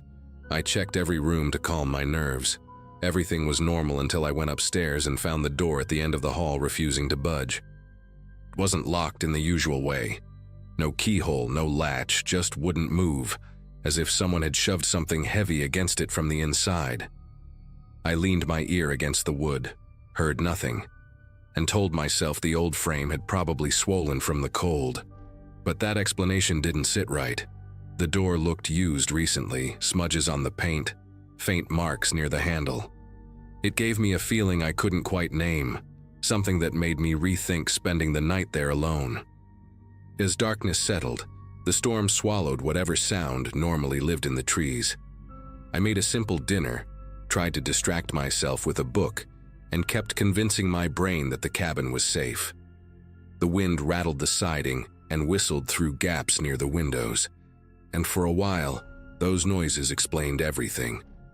But close to midnight, just when I finally relaxed a little, a soft creak drifted down from upstairs. It wasn't the settling kind. The sound had weight, pacing, like someone shifting their balance on an old plank. I sat there staring at the ceiling, counting the seconds between each tiny groan of wood. Every few minutes, another one followed, faint and deliberate. The closed-off room, the footprints, the signs of someone eating and sitting here. It all tangled together in my head, and the cabin didn't feel remote anymore. It felt occupied. The next creak came while I was halfway through convincing myself it might be a tree branch brushing the siding. This one had a slow rise and fall to it, the kind of noise a floor makes when someone shifts their weight from one foot to the other. I moved closer to the bottom of the staircase, not because it felt like a good idea, but because sitting still made everything worse. The air on the second floor felt colder, like the warmth from the wood stove couldn't quite climb the steps. I stood there listening, trying to figure out if the sounds had a pattern. They didn't. It was as if whoever or whatever was up there moved only when I got close enough to hear it. I remember gripping the railing and feeling like the house was paying attention to me in a way buildings shouldn't. I ended up dragging one of the heavier chairs in front of the staircase, more for the illusion of control than anything practical. The storm outside didn't let up, and the windows trembled with every burst of wind, making the whole cabin feel restless. I kept thinking about the footprints circling the house, the way they drifted toward the tree line before disappearing entirely. Whoever made them hadn't just walked up, peeked inside, and left. They'd studied the place, circled it, maybe waited. I checked the front and back doors 3 separate times, pushing on them until I felt the frames bow slightly. Each round of checking made the silence between the creaks upstairs feel sharper, the kind of silence you don't want to disturb. Sometime after 1 in the morning, judging by the dim glow of the stove clock, I heard a thump directly above me. Not loud, just confident, like something had dropped onto the floor and rolled slightly before settling. I felt a pulse of adrenaline shoot through me, and I grabbed the nearest object with any weight to it, which happened to be a metal fireplace poker. It wasn't much, but holding it made me feel a little less helpless. I stood beneath that locked door, listening hard enough that my ears rang. No breathing, no shuffling, just the storm, and my own heartbeat pounding way too fast. I decided I couldn't sit around waiting for another noise. I had to see what was behind that door, even if it meant taking the frame apart. The toolbox the owner kept under the kitchen sink wasn't impressive, but it had a flathead screwdriver and a small hammer, enough to pry at the hinges. Going back upstairs felt like pushing into a colder atmosphere, as if the temperature shifted just to warn me off. I knelt beside the door, angled the screwdriver into the top hinge, and started working it loose. Each tap of the hammer echoed down the hallway, sounding way louder than it should have.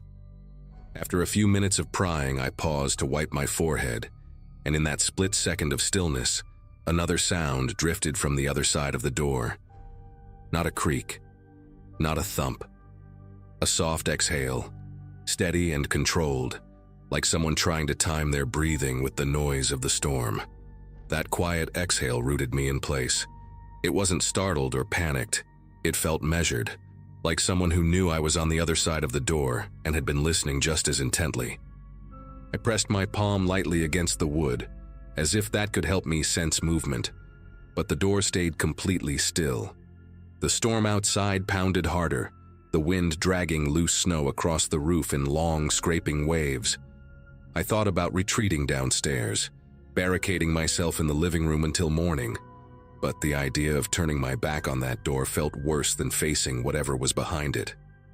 I steadied my breath and went back to the hinge, chipping away at the metal until it finally gave with a muted snap. The lower hinge followed more easily. With both loose enough, I stood and braced myself to pull the door free. The moment I tugged on it, the wood shifted only a fraction before stopping abruptly, as though something heavy pressed against it from the inside. Not furniture, something softer, less rigid. I froze in that position, fingers curled around the edge of the door trying to figure out if I'd imagined the resistance. Then the weight pressed back, a slow, deliberate push that forced the gap closed again. Every instinct I had screamed at me to run, but my legs refused to cooperate. The push didn't continue. Whoever, or whatever, had responded didn't try to break through, just reminded me that they were there. I stepped away from the frame, keeping my eyes locked on the slight slant of the door now hanging crooked on loosened hinges. The air in the hallway felt colder than the stairwell now, like something had seeped through the cracks. Backing down the stairs became a careful, shaky descent. I didn't take my eyes off the landing until I reached the bottom, and even then, I felt this odd pressure, like the upstairs wanted me back. I dragged the heavy chair again, wedging it under the doorknob as a makeshift barrier. The idea of sleeping became impossible, so I sat by the stove with the poker beside me, watching the faint glow reflect on the floorboards. Every so often, the cabin groaned or the wind slammed snow against the windows, and each time I expected footsteps to follow. Hours passed without another sound from upstairs, and the stillness didn't bring relief. Felt watchful, like the house had paused mid-breath waiting for me to react. I kept glancing toward the dark stairwell, half expecting a shadow to appear at the top. Around sunrise, the storm finally softened, leaving the world outside buried in fresh snow. I didn't waste a second. I grabbed my bags, threw everything into the truck, and kept the engine idling while I did one last sweep of the cabin from the doorway. The upstairs remained quiet, the crooked door unmoved. I stepped onto the porch, ready to leave this whole nightmare behind, when I noticed something that stopped me cold. A new set of footprints leading away from the house, heading straight into the thick trees behind the property. They were deep, clearer than the ones I'd seen the day before, and spaced like someone had been walking unhurriedly through the storm. No prints circled back, no tracks approached from any direction. Just a straight path leading into the forest, as if whoever shared the cabin with me had finally decided to leave at first light. I drove away without looking back.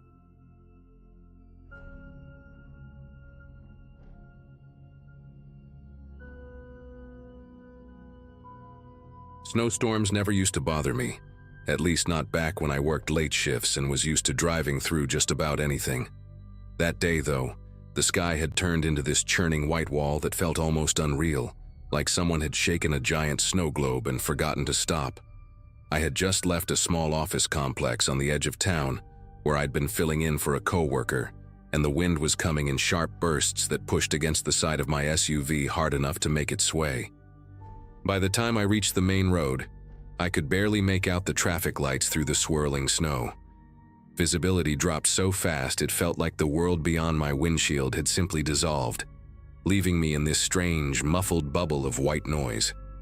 I figured the safest thing to do was pull into the first place I could, which happened to be a shopping center I'd been to a few times. Big lot, easy to navigate, usually empty during storms like that. The moment I rolled in, it felt like stepping into a void. The parking lot lights were on, but the storm was swallowing the glow before it reached the ground. I eased into a spot near the middle, turned on my hazards and let the engine idle so the heater could keep working. Snow was collecting fast on the hood, the flakes drifting sideways in long streaks as if they were being pulled by strings. Sitting there, I kept telling myself it would pass, that I'd wait 10 or 15 minutes, maybe call my sister to kill time. But the quiet was strange, too thick, too absolute, like the storm had created its own kind of silence that made every sound inside the car seem louder than it should have been. I rubbed the inside of the windshield to clear a small patch, trying to see if the outline of the road was any better from this angle. A few minutes passed before headlights appeared behind me. Vague at first through the heavy curtain of snow, they grew more defined, cutting slow arcs of light across the drifts, and then a dark sedan pulled into the lot.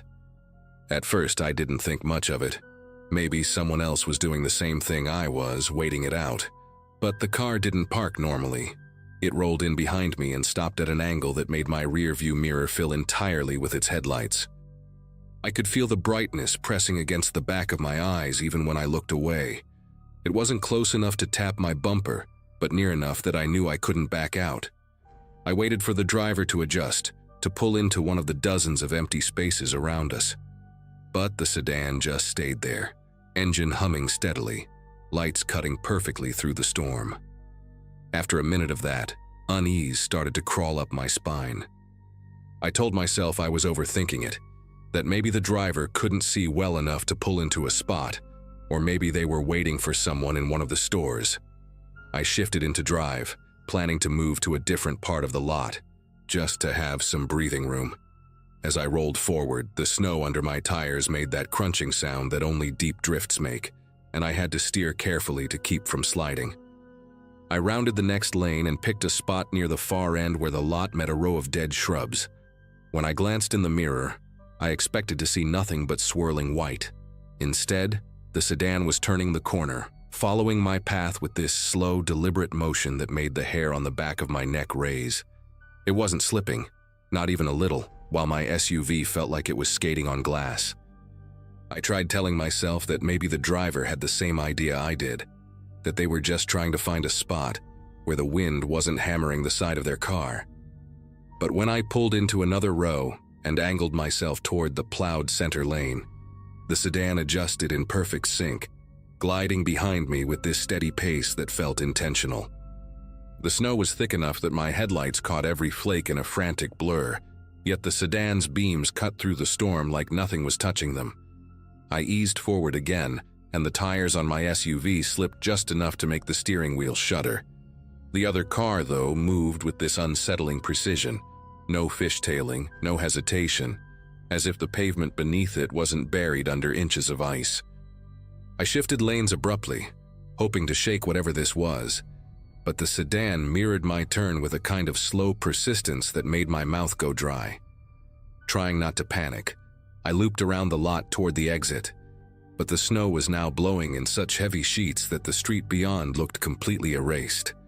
The wind howled across the asphalt, lifting powder into swirling shapes that darted between the light poles like restless shadows. I knew that pulling onto the road blind would be a stupid risk, so I hesitated, inching forward just enough to test for traction. The sedan crept up behind me again, not close enough to touch, but close enough that I couldn't ignore the way it positioned itself, a quiet, steady push that felt more like herding than following. I backed away from the exit, hoping to buy myself a better angle, and the sedan drifted backward too, perfectly aligned with my movements. Something about that coordination made my whole body tighten with unease. I cut sharply into another lane, this time accelerating a bit harder than before, letting the back end slide until I corrected it. The sedan followed with the same agonizingly slow crawl, never speeding up, never struggling with the ice. The distance between us stayed exactly the same, like the driver was measuring it with invisible markers. The deeper I went into the lot, the less plowed the lanes became, and soon my tires were crunching through untouched snow that reached almost halfway up the bumper. The wind whipped the loose powder into spiraling waves, and my headlights caught the outlines of parking barriers buried beneath drifting mounds. Every turn felt like stepping deeper into a maze that someone else understood far better than I did. And still, the sedan advanced, patient and intentional.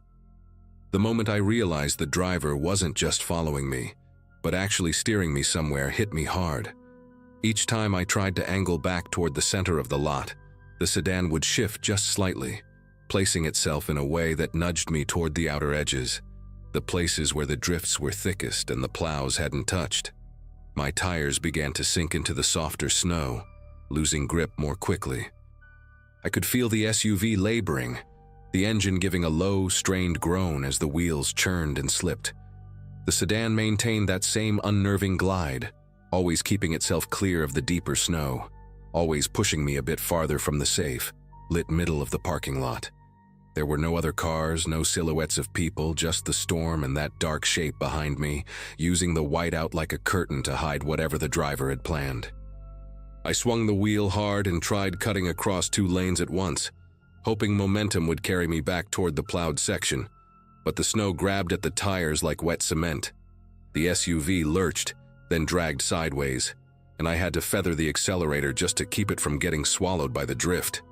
Through the blur on my rear window, the sedan eased into view again, keeping the same deliberate pace as if nothing about the storm applied to it. The lights from the shopping center cast faint halos across the snow, but the sedan's shape absorbed most of it, turning into this low, steady outline that never faltered. Every time I tried adjusting, it answered with a quiet repositioning that cornered me a little more. The thought that this person wasn't improvising, that they had patience and a plan, settled heavily in my chest. I tried honking, hoping the noise would cut through the storm and maybe draw attention from someone inside one of the stores, even if they were closed. But the wind swallowed the sound almost instantly. I glanced toward the row of buildings, expecting at least a flicker of movement or a door opening, but nothing shifted. The storm had erased every sign of life. I shifted the SUV into reverse, trying to angle away from the deepest part of the lot, and the tires spun with a gritty whir before finally catching. As soon as I moved, the sedan drifted sideways in a wide arc, cutting off the only path that wasn't buried in snow. It didn't rush, didn't jerk forward, just eased into place with absolute control. It felt like the driver knew exactly how hard the storm was hitting me, and exactly how little it was affecting them. A surge of frustration mixed with fear, and I pressed the accelerator harder than I meant to. The SUV jerked forward, bouncing slightly as the front wheels rolled over a mound of packed snow. I aimed toward a narrow corridor between 2 long banks, thinking the sedan wouldn't risk getting stuck there. The wind pushed against the side of the SUV, and for a moment all I could see were streaks of white slashing across the windshield. When the snow thinned enough to reveal the lot again, the sedan was already repositioning, slowly pivoting as if anticipating my route. Its headlights swept across the drifts but never wavered. I kept expecting to see a slip, a skid, anything that proved the driver was dealing with the same conditions I was. But the sedan moved almost like it had its own traction, its own rules, its own quiet confidence in the storm. As I neared the narrow corridor, the snow piled higher than I'd realized, reaching nearly to the grill. I knew if I went any farther, the SUV might bottom out, and then I'd be truly stuck with nowhere to go. The sedan crept closer, not speeding up but tightening the distance in a way that drained the little room I had left. The air in the car felt heavy, like it was pressing inward with the same density as the storm outside. I kept scanning for an opening, a break in the drifts, a clearer path, anything. But the sedan angled itself to cut off every option. It wasn't chasing anymore, it was corralling, positioning, closing the circle one careful adjustment at a time. And the terrifying part wasn't the storm or the isolation. It was realizing that whoever was inside that car had chosen me, specifically, and wasn't waiting for visibility to improve. They were waiting for me to run out of space. I stopped trying to outmaneuver the sedan, and focused instead on keeping the engine running. The wind buffeted the SUV so hard it made the windows tremble, and snow piled against the doors like it was trying to bury me in place. The sedan crept closer until its headlights filled the back window again, bright enough to wash the interior in a pale glow. I could see the shape of the driver only as a dark silhouette, sitting unnervingly still. No gestures, no attempts to communicate. Just that unmoving outline watching through the glass. My pulse hammered as I realized the storm had given them exactly what they needed: an empty lot, zero visibility, and a single target with nowhere reliable to go. I tightened my grip on the steering wheel and tried to steady my breathing, knowing that panicking would only cloud whatever chance I still had. The idea came to me suddenly, irrational, desperate, but the only thing that offered even a sliver of hope. If I could reverse straight toward the sedan, not to hit it but to force it to shift position, maybe I could create just enough space to swing around and get back to the plowed section. It felt reckless, but so did staying put. I shifted into reverse and gave the SUV a sharp tap of gas. The wheels spun, then caught, and the SUV slid backward a few feet before the sedan reacted. It drifted back smoothly, still refusing to skid or jerk, but the movement was enough. That small gap opened, barely wider than the SUV itself. I threw the car into drive and swung the wheel hard, the tires groaning as they mashed deep snow. The front end kicked sideways, then straightened as the SUV lunged toward the center of the lot. I didn't look behind me. The storm had thickened again, turning everything into a white curtain broken only by faint silhouettes of light poles. I aimed for the faintest strip of darker pavement, the one path that looked even remotely cleared. The SUV bucked once as it rolled over uneven snow, then steadied as the tires found better traction. I pushed forward, inch by inch, expecting at any moment to see headlights slicing through the storm behind me. But the glow didn't reappear. Even when I reached the plowed area, I couldn't see more than 20 feet in any direction, just swirling white swallowing everything. I took the chance anyway, steering toward the exit and creeping onto the road. The wind was fierce, but the pavement underneath felt more solid than anything in the lot. Once I made it onto the main street, I kept going until my knuckles ached from how tight I was holding the wheel. I drove slowly, hugging the edge and watching for any sign of that sedan, but nothing emerged from the storm. Not a single pair of headlights appeared in my mirrors. When I finally reached a gas station with lights bright enough to cut through the haze, I pulled in and parked under the canopy. I stayed there until the storm eased up, long after the SUV's heater had dried my coat and melted the snow on my boots. No one else ever pulled into the lot behind me. To this day, I don't know if the sedan stayed in that shopping center or vanished the moment I left, but I never forgot how deliberately it moved, how silently it closed in, and how the storm felt less like weather and more like someone's cover for something I was never meant to understand.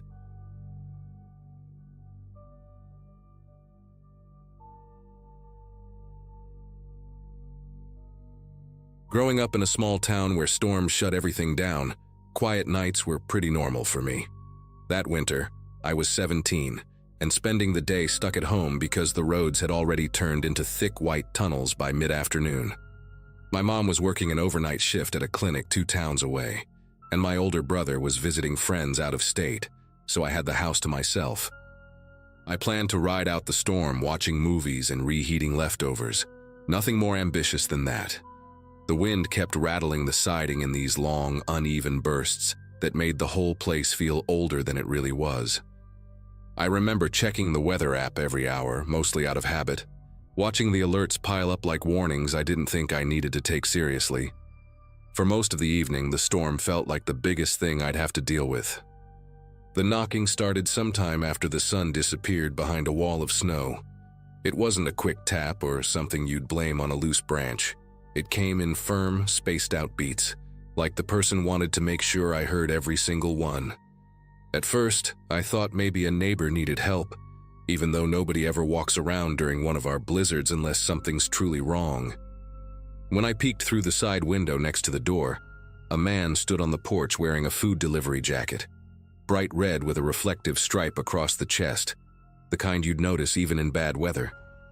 He held a takeout bag that sagged on one side, like whatever was inside had shifted too many times. He wasn't shivering, even though the wind was blowing straight at him. When he saw me behind the curtain, he lifted the bag a little and tilted his head, waiting. He called out that he had a delivery for the emergency order placed from this address. His voice carried oddly well through the storm, as if the wind pushed it right up against the glass. I told him I hadn't ordered anything and that no restaurants were running deliveries because of the road closures. He didn't argue. He just said the order came from inside my house, like he was repeating a line someone had coached him to say. The way he stood didn't match the cold at all. He kept his shoulders relaxed, one hand in his pocket like he was waiting at a bus stop instead of standing knee-deep in snow. Something about that calmness in weather that brutal made the air in the room feel heavier. I told him again through the door that he had the wrong place. He didn't move. He didn't respond. He just lowered the bag slowly, as if testing my reaction.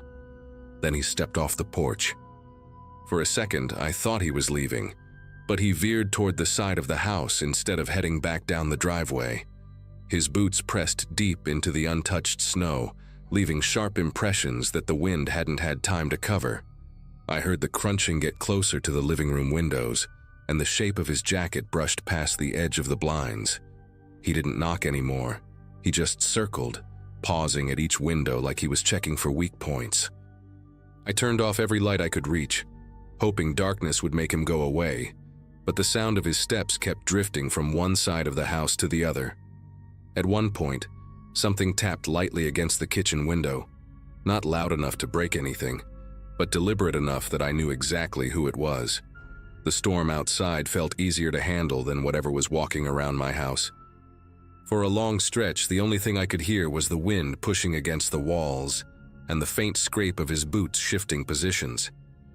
I stayed crouched near the hallway, where I could see parts of the house without being visible from any window.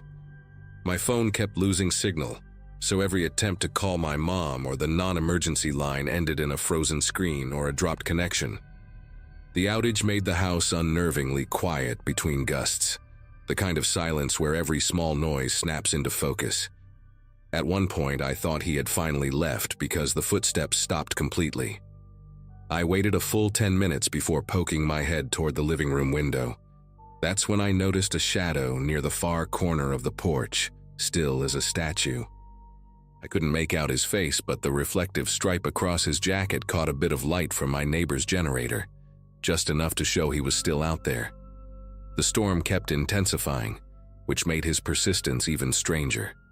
No normal delivery driver or anyone with common sense would have stayed outside in weather like that unless something was seriously wrong. Every so often he'd test another window, never forcefully, just these soft, methodical taps or a brief rattle of the frame. It felt like he was studying the house more than trying to get my attention. I remember gripping the edge of the wall so hard my fingers went numb, trying to listen past the sound of my own breathing. I didn't dare move to another room. It felt like shifting around might somehow encourage him. When the tapping reached the dining room window, I heard him mutter something too low to understand, like he was repeating directions to himself. Eventually, I managed to get a single text out to the sheriff's office. Nothing fancy, just my address and the fact that someone was trying to get inside. I never got a confirmation that it sent, but it was the only thing I could think to do. Minutes after that, the sounds outside changed. Instead of tapping or footsteps, there was this dragging noise along the outer wall, almost like he was brushing the takeout bag along the siding. When it reached the back door, something nudged the metal just hard enough to shake it in the frame. That door had always been sturdy, but hearing it shift even a little made my chest tighten in a way I still remember clearly. I sat there with my knees pulled in, watching the shadows move across the kitchen floor whenever the wind changed direction. What scared me most was how patient he seemed. He never shouted, never banged, never acted like someone frustrated by being ignored. It felt like he had all night to wait me out. The blizzard kept covering his earlier tracks, but every time he circled the property, he carved a new path into the snow. I stopped trying to follow his movements and just waited, hoping that help was actually on the way. After what felt like hours, I heard the distant rumble of an engine. Slow, heavy, the kind of sound that didn't belong to a normal car. The noise made him pause.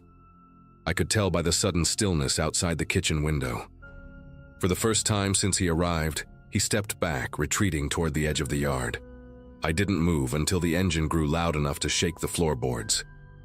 2 deputies showed up in a patrol truck outfitted for heavy snow, their headlights cutting long, pale arcs across the yard. When they got out, the man in the delivery jacket didn't run, not right away. He lingered near the tree line as if weighing his options, the takeout bag still hanging loosely from his hand. One of the deputies called out to him, and instead of answering, he turned and disappeared into the whiteout so smoothly, it looked like the storm swallowed him whole. They didn't bother chasing him. Visibility was too poor, and they were more focused on checking the house and making sure I was all right. When I opened the door for them, the blast of cold air felt almost unreal after so many hours of being trapped in that dim, silent house. They walked the perimeter while I waited just inside the entryway, watching their flashlights sweep across the snow. The storm had buried most of the earlier footprints, but a few deeper impressions showed where he'd circled over and over again. The deputies noticed something else too. Prints leading up to windows I hadn't even realized he checked, including the small basement one I always forget exists. The delivery jacket bothered them immediately because they knew every restaurant for miles had shut down before the roads became impassable. One of them asked if he'd given a name or mentioned any kind of mix-up, but the only thing he ever claimed was that someone inside placed an emergency order. Hearing that phrase repeated by someone else made it sound even stranger than when he'd said it himself. They stayed with me until the storm eased enough for their dispatcher to confirm other reports. Apparently a man wearing various delivery jackets, different colors, different brands, had tried approaching several houses that night. In some of those cases, homeowners heard him trying door handles or sliding something along the window frames. Nobody had opened their doors either, mostly because nobody was expecting food in the middle of a blizzard. The deputies suspected he'd been targeting places where cars were gone or lights were low, hoping someone might panic and let him inside. Knowing it wasn't just me he approached made the whole situation feel bigger than a random misunderstanding, like he'd planned a route through the storm. By morning, the snow had settled, and the world outside looked clean and untouched, as if nothing had happened. But their tire tracks and the faint remains of his footprints were enough to remind me otherwise. The sheriff's office never caught him, at least not that I ever heard. Still, after that night my mom replaced every lock, added motion lights, and had me keep the house phone plugged in at all times. The deputies told us I'd done the right thing by refusing to open the door, especially with someone impersonating multiple delivery services. Even now, whenever a winter storm rolls in, I can't help glancing at the windows more than I need to, listening for sounds I hope I never hear again. Nothing like that has happened since, but the memory of that man calmly circling our house will probably stay with me for the rest of my life.